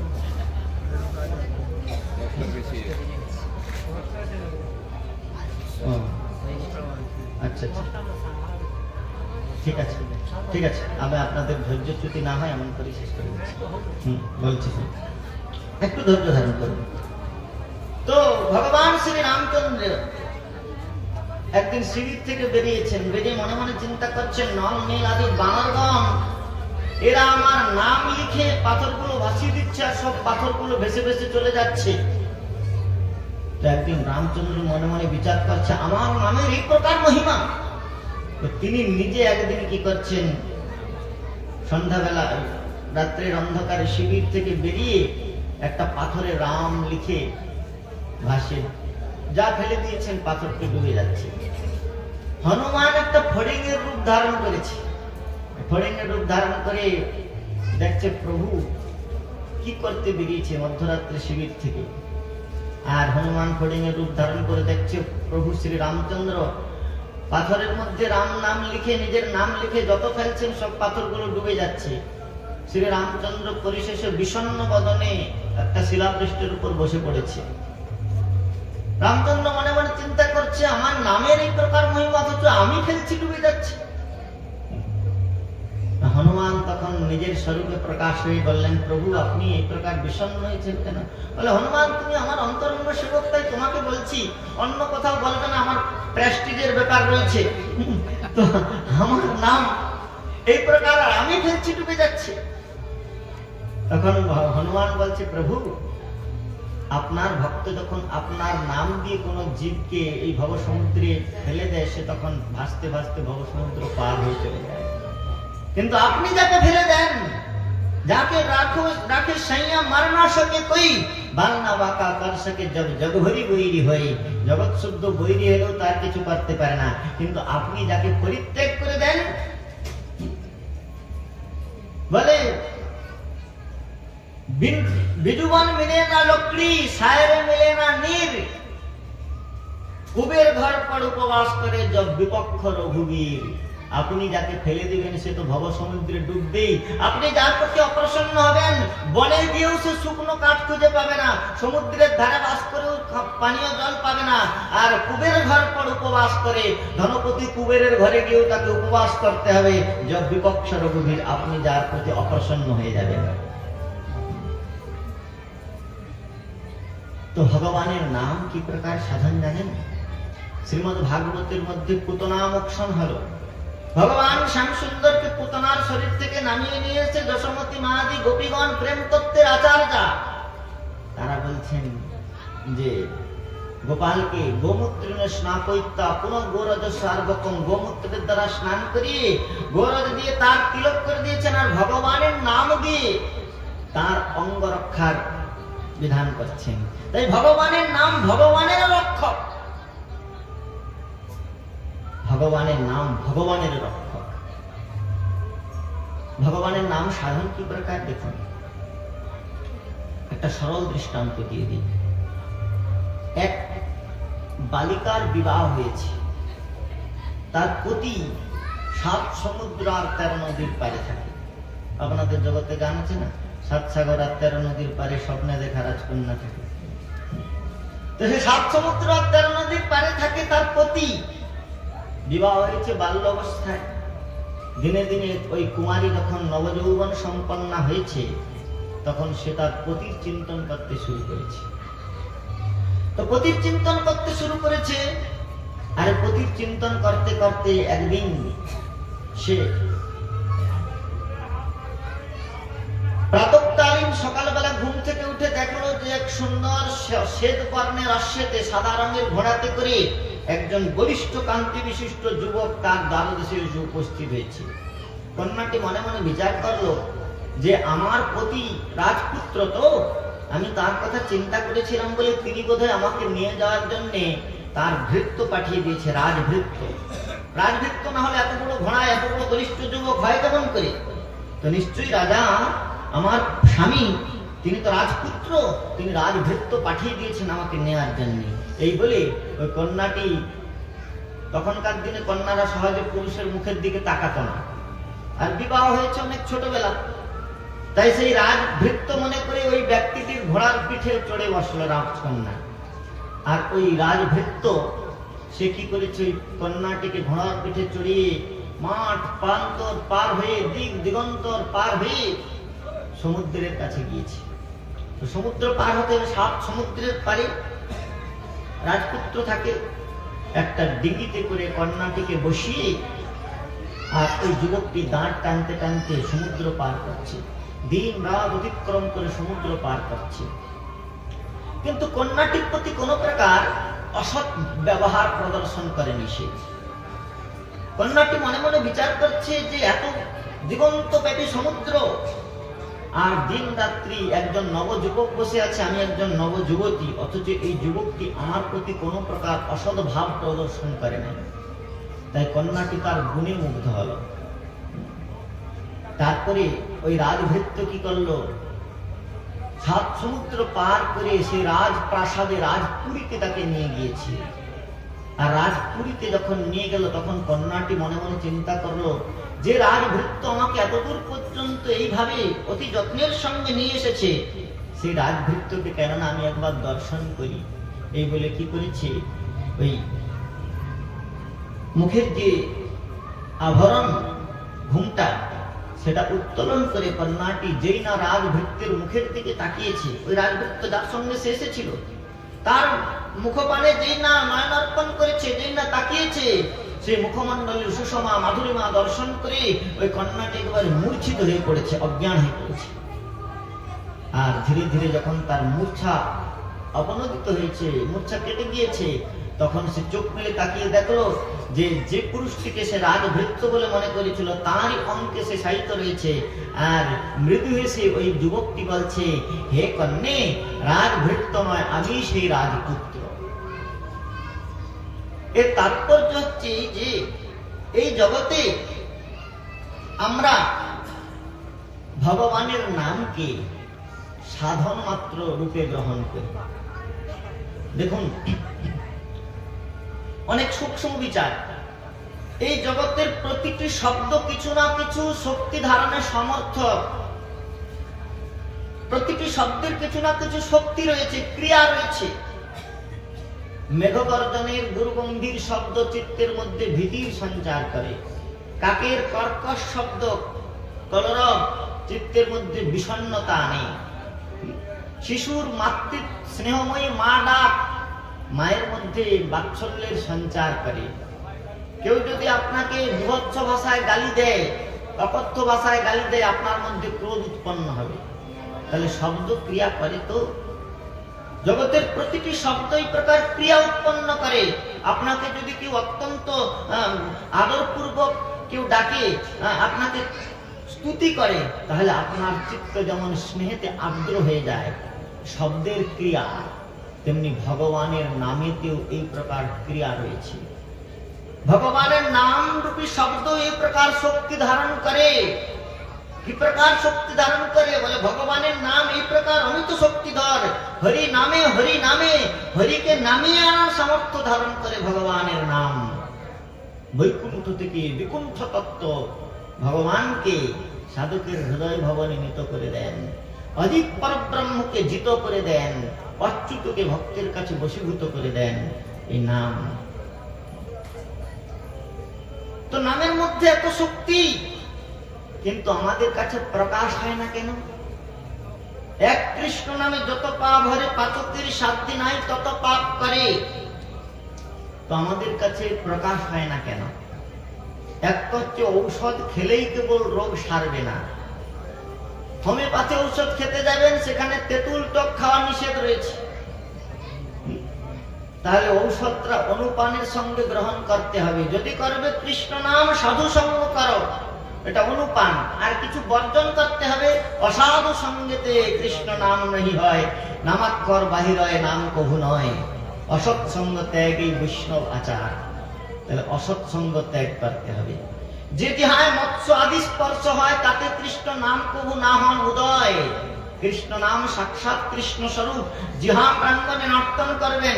একটা যদি গৃহে দেবতাকে উপাসনা করতে চান, সেই গৃহটা যেমন পরিমার্জন পরিষ্কারণ করতে হয়, তেমনি যে জিহাতে ভগবান সাক্ষাৎ নামরূপী ব্রহ্ম নৃত্য করবে, সেই জিহাটাকে শুদ্ধ করতে হবে। অসাধু সঙ্গ না হলে কীর্তন তো দু রকমের লোক করে।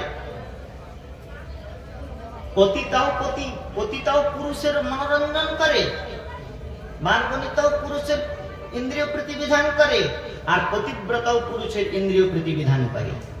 দুজনের সেবা কি এক হয়? তো দুই প্রকার পাখি গান করে। কোকিল গান করে আর তোতা গান করে। তো কোকিল স্বচ্ছন্দে গান করে, সে কারো শিখানো বলি বলে না, সেই জন্য তাকে পিঞ্জরার মধ্যে থাকতে হয় না। আর তোতা লোকের শেখানো বলি বলে, সেই জন্য তাকে পিঞ্জরার মধ্যে থাকতে হয়। তা কেবল নাম ভজন করলে, জপ করলে হবে না। হৃদয়ের স্বচ্ছন্দ গতিতে অনুরাগের সঙ্গে।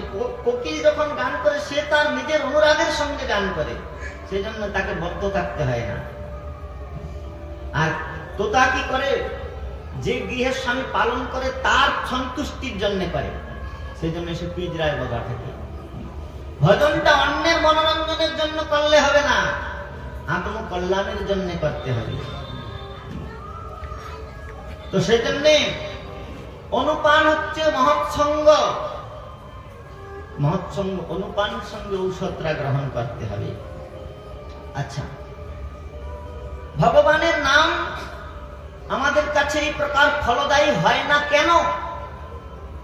বলছে নামের যে এই প্রকার মহত্ব বুদ্ধি আমরা আরোপ করতে পারি না। শাস্ত্রে শুনেছি, মনটা স্বীকার করেছে, কিন্তু বুদ্ধি স্বীকার করে নাই। কিরকম বলে, দেখুন এই যে একটু আগে বললাম নামের মহিমা বলতে গিয়ে নামের মধ্যে দুটো গুণ বেশি, তার মধ্যে একটি কি সুলভ, নাম সুলভ হয়েছে।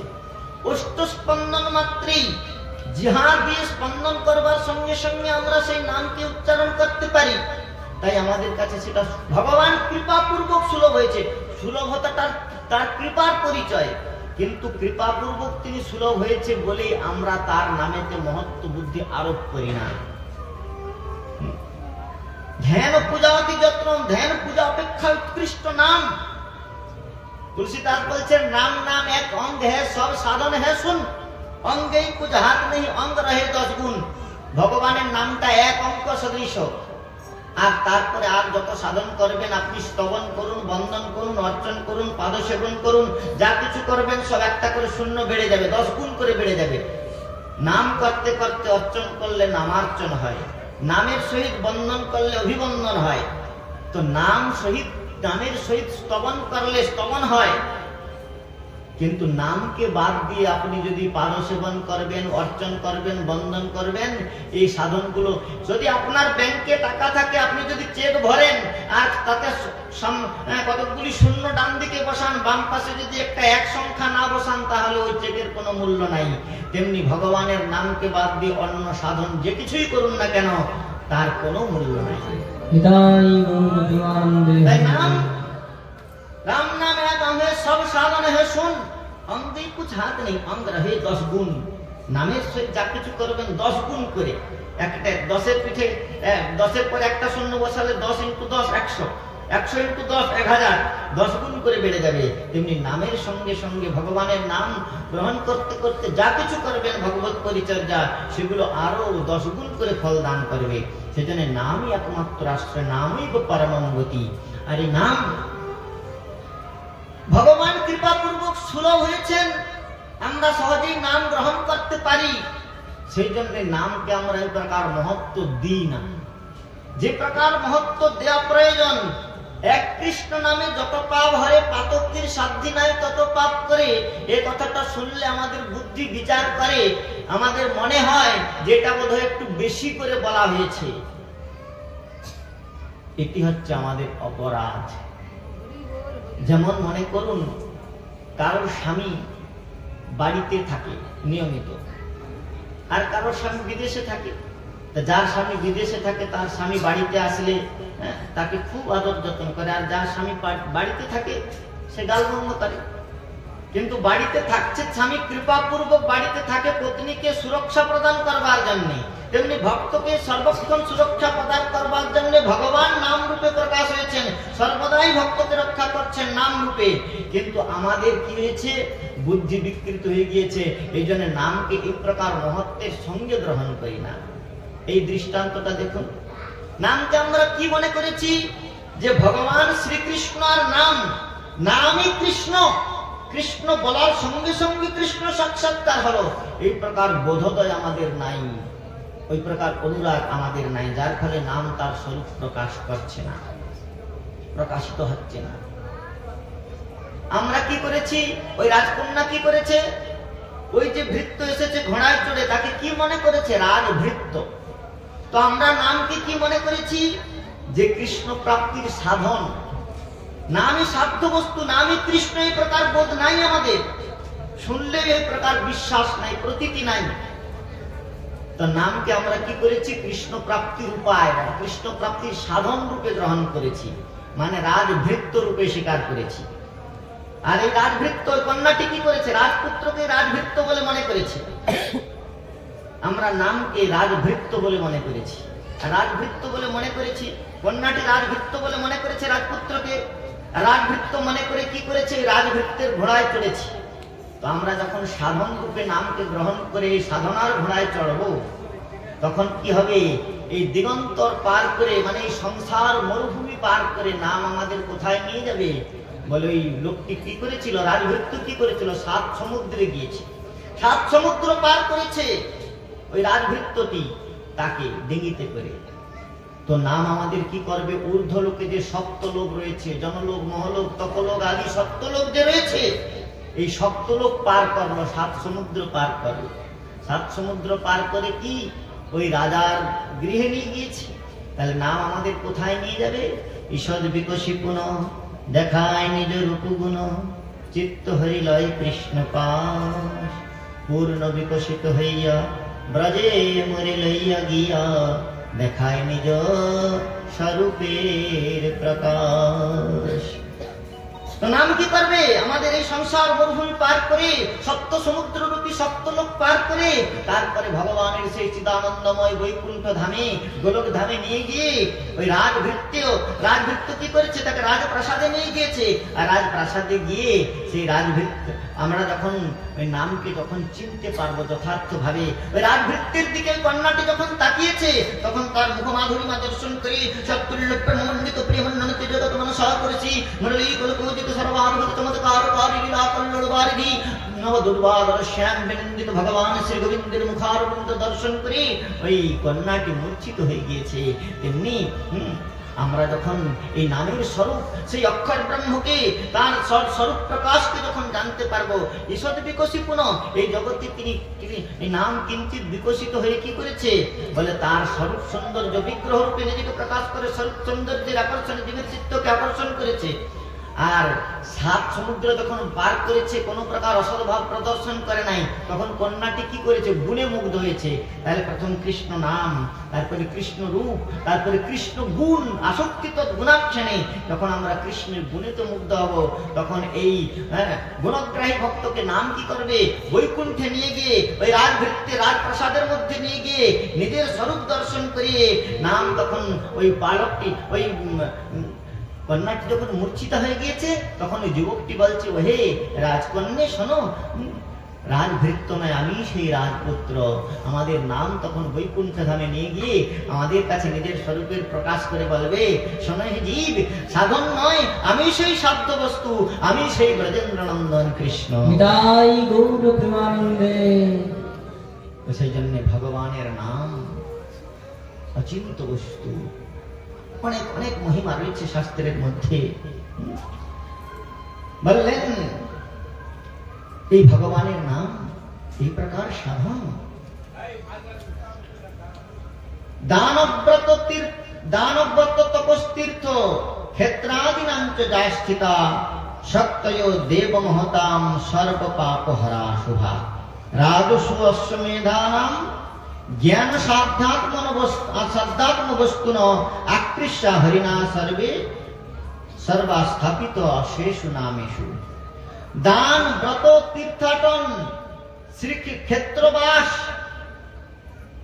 বলে গোকুটি কন্যা দানম খগনে গ্রহণে খগশ্চ প্রয়াগ গঙ্গ দকল্পবাস, যজ্ঞাযুতম সুমেরু শরণ দানম গোবিন্দ কীর্তনেন সমম শতাংশী। কোটি আপনারা শতনামে শুনেছেন, শতভার সুবর্ণ গোকোটি কন্যা দান, তথাপি না হয় কৃষ্ণ নামের সমান। দুঃশাসন যখন দ্রৌপদীর বস্ত্রাঞ্চল আকর্ষণ করছেন, তখন হে গোবিন্দ নাম গ্রহণ করেছিলেন দ্রৌপদী। আর ভগবান দ্রৌপদীকে একদিন বলেছিলেন, হে দ্রৌপদী, তুমি আর তো হয়েছে গোবিন্দ নাম গ্রহণ করেছিলে, আমি বস্ত্রাবতার ধারণ করেও তোমার ঋণ পরিশোধ করতে পারি নাই। ভগবান নাম গ্রহণে এই প্রকার ঋণী হয়ে যান। বস্ত্রাবতার ধারণ করে তার অঙ্গের আভূষণ হলেন, লজ্জা নিবারণ করলেন। তথাপি একদিন দ্রৌপদীকে বললেন, হে দ্রৌপদী, তোমার কাছে আমার অনেক ঋণ রয়েছে, তুমি যে আরতি সহকারে আমাকে ডেকেছিলে, তদনুরূপ আমি তোমার প্রতিভজন করতে পারি নাই। তো বললেন, প্রয়াগ গঙ্গ দকল্পবাস, প্রয়াগেতে আপনারা অনেকেই প্রয়াগে গিয়েছিলেন, কল্পবাস করেছিলেন। প্রয়াগ তীর্থক্ষেত্র সম্মান করা ঠিকই আছে, কিন্তু যদি কেউ নিরন্তর একান্তে বসে নাম ভজন করে, তাহলে তাকে আর যাগযোগ তীর্থাটন করতে হয় না। যজ্ঞাযুতম সুমেরু শরণ দানম, মেরু পর্বত সদৃশ স্বর্ণদান, অযুত যজ্ঞ সম্পাদন। বলে গোবিন্দ কীর্তনেন সমম শতাংশী, তার 100 ভাগের 1 ভাগ কৃষ্ণ নামের যে ফল, তার 100 ভাগের 1 ভাগের বরাবরই করতে পারে না এই সমস্ত সাধন। সেই জন্যই আমাদের পদকর্তা সুন্দরভাবে দৃষ্টান্ত দিয়েছেন। সত্য ত্রেতা দ্বাপর আদি 3 যুগে, দ্বাপর কলি 4 যুগেতেই নামের মহিমা বর্ণন করেছেন একটি পদের মাধ্যমে। আমরা এই পত্রে আস্বাদন করি, গ্রামের দিকে যাব। তো বললেন নাম কি প্রকার বস্তু। একদিন নারদ গোস্বামী পাদ ঘুরতে ঘুরতে দ্বারকায় আসলেন। দ্বারকায় এসে সত্যভামাকে বলছেন, শোনো, তোমার স্বামীর এই 16,108 খানা পত্নী তোমাকে সময় টময় দেয় তো? সত্যভামা বলল, হ্যাঁ দেয়। বলে, দেখো তোমাকে সময় দেয়, আমার তো মনে হয় না, গোপন কথা আমার কাছে লুকাচ্ছ বোধহয়। তোমার থেকে অনেক বেশি প্রীতি করে রুক্মিণীকে। আরে পারিজাত ফুল আনলাম স্বর্গ থেকে, ফুলটা কোনোদিন মুরঝাবে না, আর নিরন্তর সে সুন্দর সুষমা বিতরণ করবে। আর নিয়ে রুক্মিণী খোপায় তোমার বাবার সম্পত্তি এত, আরে তোমার বাবা যে সত্রাজিৎ যে মণি দিয়েছে, সেই মণি প্রতিদিন 8 ভার স্বর্ণ প্রসব করে, আর সেই মণির জন্য তো দ্বারকায় এত বৈভব। তোমার বাপের টাকা এত বাহাদুরি করছে, অথচ রুক্মিণীকে বেশি বৃদ্ধি করছে। শুনে তো সত্যভামার খুব রাগ হচ্ছে। নারদ গোস্বামী পাদ বলছে, শোনো, রাগ টাগ করে কাজ নাই, আমি তোমাকে একটা যুক্তি দিচ্ছি। বলে, কি যুক্তি? বলে, শোনো, তুমি কৃষ্ণের অর্ধাঙ্গিনী, তাহলে কৃষ্ণের প্রতি তোমার অধিকার আছে। আর আমাকে দেখতে পাচ্ছ খড়িয়া পল্টন বাবাজি, তো বাবাজিকে দান করতে হয়। আর আমি তোমার গুরু, তুমি আমাকে গুরু দক্ষিণাও দিতে পারো, দানও করতে পারো। তো তুমি আমাকে কৃষ্ণকে দান করে দাও, যেহেতু কৃষ্ণের প্রতি তোমার অধিকার আছে, পত্নী কৃষ্ণকে দান করে দাও। আর তোমার বাবার সম্পত্তির তো অভাব নাই। সেই সূর্যকান্ত মণি সত্রাজিৎ পেয়েছিল সূর্যের পূজা করে, তো সেই মণি প্রতিদিন 8 ভার স্বর্ণ প্রসব করে, তাই তোমার তো সোনা দানার কোনো অভাব নেই। সোনা দানা দিয়ে তুমি কৃষ্ণের পরিমাণ সোনা দিয়ে দেবে, আমি একটা আশ্রম বানাতে পারবো, আর তুমিও কৃষ্ণকে পেয়ে যাবে। কৃষ্ণকে তুমি কিনে নেবে আমার কাছ থেকে সমান পরিমাণ সোনা দিয়ে, তাহলে কৃষ্ণ তোমার হয়ে যাবে, আর তখন তোমার কথা অনুসারে তাকে উঠাবে বসাবে। সত্যভামা বলল, বাহ, যুক্তিটা খুব সুন্দর। বলে, হ্যাঁ ঠিক আছে, আপনি সংকল্প করুন। সংকল্প করে শ্রীকৃষ্ণকে ডাকলেন। শ্রীকৃষ্ণকে ডেকে সংকল্প করে ভগবানকে দান করে দিলেন নারদের হাতে। নারদ ঠাকুর নিয়ে চলে যাচ্ছে। সত্যভামা বলছে, প্রভু আমার প্রাণনাথকে দিয়ে দেন, তুমি তো দান করে দিলে। বলে, আপনার কথা অনুসারে দান করলাম। বলে, তাহলে শর্ত পূরণ করো। ঠিক আছে। বিরাট দাড়ি পাল্লা খাটালেন, আর একদিকে শ্রীকৃষ্ণকে দেখলেন, একদিকে সত্যভামা দ্বারকার সমস্ত স্বর্ণ, প্রথমে দ্বারকার প্রচুর স্বর্ণ বৈভব নিয়ে এসে দাড়ি পাল্লার একদিকে তুলতে শুরু করলেন। আর তুলতে তুলতে দ্বারকার সমস্ত সুবর্ণ, পরিশেষে নিজের নাসিকার মধ্যে যে স্বর্ণবিন্দু ছিল সেটা পর্যন্ত খুলে, হাতের অলংকার, বক্ষের অলংকার সমস্ত খুলে দাঁড়িপাল্লা একটার পর একটা রাখতে শুরু করলো। কিন্তু শ্রীকৃষ্ণ ভারী হয়ে বসে রয়েছেন, আর সমস্ত সুবর্ণ হালকা হয়ে উপরে উঠে রয়েছে। শেষে তিনি কোনো যুক্তি খুঁজে পেলেন না। অত্যন্ত বিষণ্ণ বদনে ক্রন্দন করতে করতে ভগবতী রুক্মিণী দেবীর শরণাগত হলেন। রুক্মিণী দেবী বললেন, শোনো সত্যভামা, তোমার সুবর্ণের অহংকার দিয়ে তুমি কৃষ্ণকে পরিমাপ করতে পারবে না, তুমি এগুলো সব নামিয়ে দাও। আর দ্বারকার বললেন, একটা তুলসী পত্র নিয়ে এসে শ্রীকৃষ্ণ নাম লিখে দাও। একটা তুলসী পত্র নিয়ে এসে শ্রীকৃষ্ণ নাম লিখে দিলেন, আর অমনি শ্রী ভগবান হালকা হয়ে উপরে উঠে গেলেন। তাই আমাদের আচার্য বলছেন, হরি নামের তুল্য কি ধন জগতে আছে, হরি নামের তুল্য কি ধন জগতে আছে, হরি নামের তুল্য কি ধন জগতে আছে, হরি নামের তুল্য কি ধন জগতে আছে, হরি নামের তুল্য কি ধন জগতে আছে। নামের বলে ত্রিপুরারি, ওই নামের বলে ত্রিপুরারি, ও ভাই মৃত্যুঞ্জয় হয়েছে হয়েছে, হরি নামের তুল্য কি ধন জগতে আছে, হরি নামের তুল্য কি ধন জগতে আছে।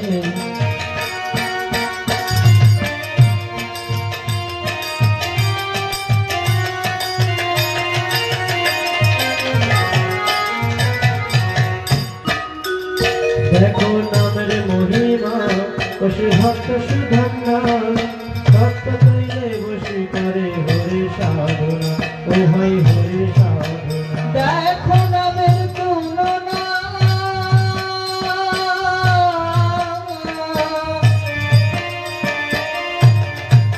ও যে ভক্ত সুধন্যা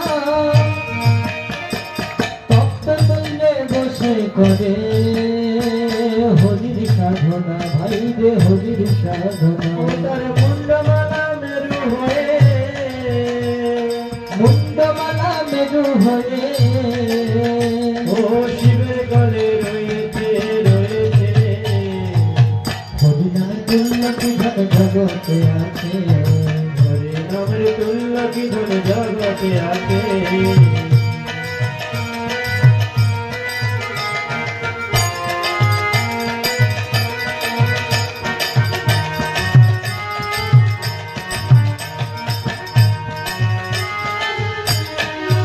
ও ভাই ত্রেতা যুগেতে হরি নামের বলেতে পাষাণ ভেসেছিল রে ভাই সিন্ধু জলেতে ও ভাই সিন্ধু জলেতে ভাই রে ত্রেতা যুগেতে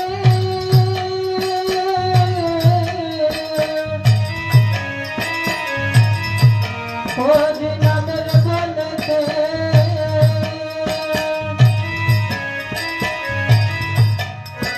পাথর ভেসেছিল রে ভাই সিন্ধু জলেতে ভাই রে সিন্ধু জলেতে ও হল্লা বাসারি ছিল অহট্ট পাশালি ছিল ও নামের বলে চলেছে চলেছে হরি নামে তুল্য কি ধন জগতে আছে হরি নামের তুল্য কি ধন জগতে আছে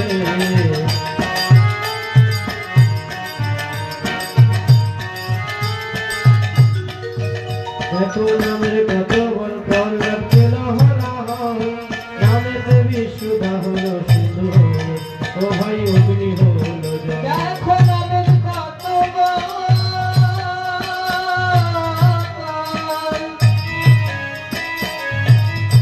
প্রহ্লাদ খেল হলা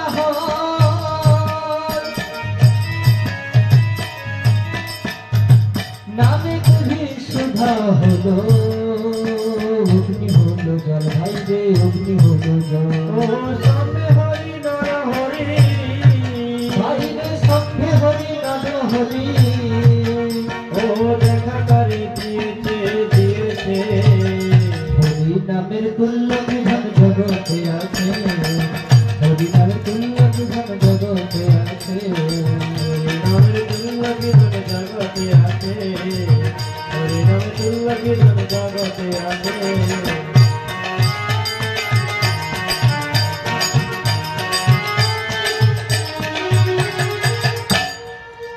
হরি নাম কি সত্য অতি পরম পদার্থ হরি হতে হরি নামের অধিক মহত্ব ও ভাই অধিক মহত্ব হরি নাম কি সত্য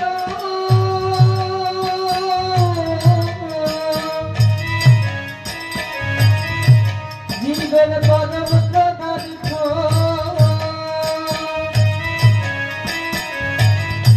ভাই রে হরি হতে হরি নামের বেশি মহত্ব ভাই রে বেশি মহত্ব ও সত্য ভাগবত করে সত্য ভাবাগত করে ও ভাই সত্য ভাগবত করে ভাই রে সত্য ভাবাগত করে ও নামে তত্ত্ব জেনেছে রে জেনেছে হরি নামে তুল্য কি ধন জগতে আছে হরি নামের তুল্য কি ধন জগতে আছে হরি নামের তুল্য কি ধন জগতে আছে হরি নামের তুল্য কি ধন জগতে আছে ভাই রে হরি নামে তুল্য কি ধন জগতে আছে হরি নামের তুল্য কি ধন জগতে আছে হরি নামের তুল্য কি ধন জগতে আছে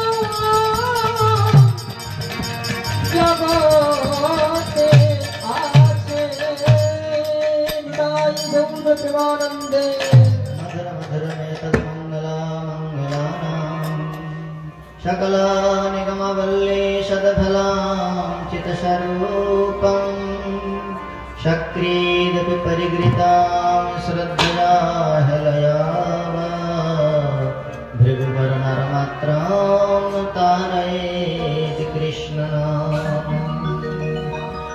सकल निगमावली सत्फलम चित स्वरूपम सकल वेद कल्प वृक्षेर परम फल এই ভগবানের নাম সক্রিয়পি পরিকৃতম শ্রদ্ধয়া হেলয়াবা শ্রদ্ধাতে অথবা হেলাতেও যদি কীর্তন করে ভাগবতের মধ্যে সংকীর্তন পারিহাস্যম বা স্তবম হেলনমেব বা সংকীর্তন দ্বারা কীর্তন করেছিলেন অজামিল বিকৃষ্ট পুত্র যদজামিলোপি সে অজামিল পুত্রকে ডেকেছিল সংকেতের দ্বারা তারও পরমপদ প্রাপ্তি হয়েছিল ভগবত পার্শ্বদীপনের দর্শন হয়েছিল মূর্ষ অবস্থাতে অজামিল নাম কীর্তন করে তাই বললেন সক্রিয়পি পরিকৃতম শ্রদ্ধয়া হেলয়াবা শ্রদ্ধাপূর্বক অথবা হেলায় করুক অগ্নিতে আপনি যদি হাত দেন জেনে হাত দিলেও হাত পড়বে না জেনে হাত দিলেও হাত পড়বে বস্তু শক্তি জ্ঞানকে অপেক্ষা করে না বিষ জেনে খান অথবা না জেনে খান সে যেমন ক্রিয়ান্বিত হবে তেমনি জেনে করুন অথবা না জেনে করুন আপনার নাম ক্রিয়ান্বিত হবে নাম আপনার জ্ঞান শক্তিকে অপেক্ষা রাখে না তাহলে বলবেন এতক্ষণ যে আমরা হরিনামের মাহাত্ম্য শুনলাম কেন যদি নাম শক্তি বস্তু শক্তি জ্ঞানকে অপেক্ষা রাখে না তাহলে হরিনামের মহিমা না জানলেও তো হবে বস্তু তো ক্রিয়া করবে বলে শুনুন ভালো করে এইটুকু বলেই বিরাম দিচ্ছি তাহলে ধৈর্যচ্যুতি হচ্ছে আপনাদের তো বলুন তাহলে নাম যদি এই প্রকার শক্তি ধারণ করে যে হেলায় রটনতা ব্যতীতে কৃতার্থম সংশয় অগ্নি পুরাণের মধ্যে বলা হয় যে হরে কৃষ্ণ কৃষ্ণ কৃষ্ণ হরে হরে হেলায় রটন্তি ব্যাপী ভাবিতে কৃতার্থম সংশয় হেলাতে কীর্তন করলেও যদি নাম পরম ফল দান করে তাহলে নামের মহিমা শ্রবণের দরকারটা কি বলছেন শুনুন জেনে খান অথবা না জেনে খান বিষ ক্রিয়া করবে সত্য কিন্তু যদি আপনি দেখেন যে একটা কালো সাপ আপনাকে কেটে দিয়েছে সেটা যদি দেখেন তাহলে হসপিটাল যেতে যেতে আপনার হার্টের পালস বেড়ে গিয়ে আপনি মারা পড়বেন আর কিন্তু যদি না দেখেন কিছু একটা কামড়েছে একটু কনকন করছে যাই একটু হসপিটালে তারপরে ব্লাড টেস্ট করে ধরা পড়লো বড়া সাপ কামড়েছে চন্দ্রবড়া কামড়েছে তো তাহলে কিন্তু বিষের ক্রিয়াটা এখানেও হবে চন্দ্রবড়ার ক্রিয়াটা হবে বিষধর সর্প দংশন করলে ক্রিয়াটা হবে কিন্তু তত তাড়াতাড়ি হবে না যত তাড়াতাড়ি আপনার দর্শনের ফলে হয়েছিল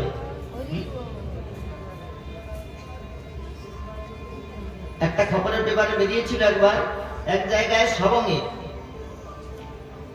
পশ্চিম মেদিনীপুরে যে এক জায়গায় প্রসাদের মধ্যে কিছু মানে টিকটিকি পড়ে গিয়েছিল সে অনেক অসুস্থ হয়ে গিয়েছে চারজন বন্ধু বাড়িতে এসেছিল সে চারজনের তারা বাড়িতে এসেছিল ওই দিন রাত্রে প্রসাদ ঠিক পরের দিন সকালবেলা আবার কলকাতায় চলে গিয়েছে তো কোনো অসুবিধা নাই শরীরে সুস্থ কিন্তু খবরের পেপারে বেরিয়েছে পরের দিন তারা খবরের পেপারে দেখতে পেয়েছে টিভিতে দেখিয়েছে যে ওই জায়গায় প্রসাদ পেয়ে অনেকে অসুস্থ প্রায় সব কলেরাতে ভুগছে 30-32 জন হসপিটালাইজড হয়েছে হসপিটালের মধ্যে রয়েছে ওই খবরের কাগজে ওই সংবাদটা শুনেই তাদের এমন মানে বিমারি শুরু হয়েছে উল্টো বমি তো তাদের মধ্যে 2 জন হসপিটালে ভর্তি হয়ে মারা গিয়েছিল তাহলে দেখুন ক্রিয়াটা করেছে কিন্তু শ্রবণ করবার ফলে ক্রিয়া ত্বরান্বিত হয়েছে তো নাম আপনি নামের মহিমা না জানলেও নাম ক্রিয়া করবে কিন্তু যদি আপনি মহিমা জানেন তাহলে আপনার অবিদ্যা নিরসন হয়ে শীঘ্র ক্রিয়া করবে সেই জন্য ভগবানের নাম এই প্রকার বস্তু যম মহারাজ বলছেন শোনো এই জগতের কতগুলি লোক কতগুলি উদ্ভট জিনিসকে আশ্চর্য বানিয়েছে চীনের প্রাচীর যে দ্বিতীয় নেবুকাদনেজার দ্বারা ঝুলন্ত উদ্যান আর আমাদের ভারতবর্ষে এত বড় বড় মীনাক্ষী মন্দির থেকে শুরু করে সোমনাথ মন্দির থাকতে থাকতে আমাদের নাকি আশ্চর্য মুসলমান ছেলেটার সমাজ তেজমহল তো এগুলো আশ্চর্য নয় এগুলো আমাদের কাছে আশ্চর্য যম মহারাজ বলছেন আমার কাছে আশ্চর্য হচ্ছে এইটি যে জীবকে ভগবান মনুষ্যকে জীব স্বতন্ত্র জিহা দিয়েছে আর স্বতন্ত্র জিহাদিও সেই জিহাদ প্রাপ্ত হয়েও জীব কি করছে? ভগবান শ্রী গোবিন্দের নাম একবার সক্রিয় উচ্চারিত একবার কৃষ্ণ নাম করলেও আমাকে স্বপ্নে ভাগবতের মধ্যে শ্লোক রয়েছে, সক্রিয় মনো কৃষ্ণ পদার বিন্দয় নিবেশিত তদ্গুণরাগি জৈরিহ স্বপ্নেপি ন পশ্যন্তি হিচির্ণ নিষ্কতা। স্বপ্নেও তাকে যমদূত দর্শন করতে হতো না, জমালয় দর্শন করতে হতো না। একবার যদি উত্তমাঙ্গ ভগবানকে নমন করাতো, একবার যদি জিহাদে শ্রীকৃষ্ণ গোবিন্দ নাম কীর্তন করত, পাখিরে যে নাম লয় লয় সারি সুখ আদি যত, তুমি যে তাহাতে আলস্য করো এ হয় কেমন মতো। তাই যম মহারাজ বলছেন এটি সব থেকে বড় আশ্চর্য। ভারত ভূমিতে মনুষ্য জন্ম লাভ করে, স্বতন্ত্র জিহাদ লাভ করে, এই প্রকার পরম কল্যাণকামী ভগবানের পরম সাধন কৃপাময় ভগবান নাম রূপে অবতরণ করেছে, এই প্রকার উৎকৃষ্ট সাধন লাভ করে আর কলিযুগ পাবন অবতার শ্রী গৌর হরির ভূমিতে এই গৌর মণ্ডলে জন্মগ্রহণ করে গৌর হরির করুণা লাভ করেও যে জীব জমালয় আসছে, এটাই আমার আশ্চর্যের বিষয়। তো সেই জন্যে আমাদেরকে ভগবত ভজন করতে হবে।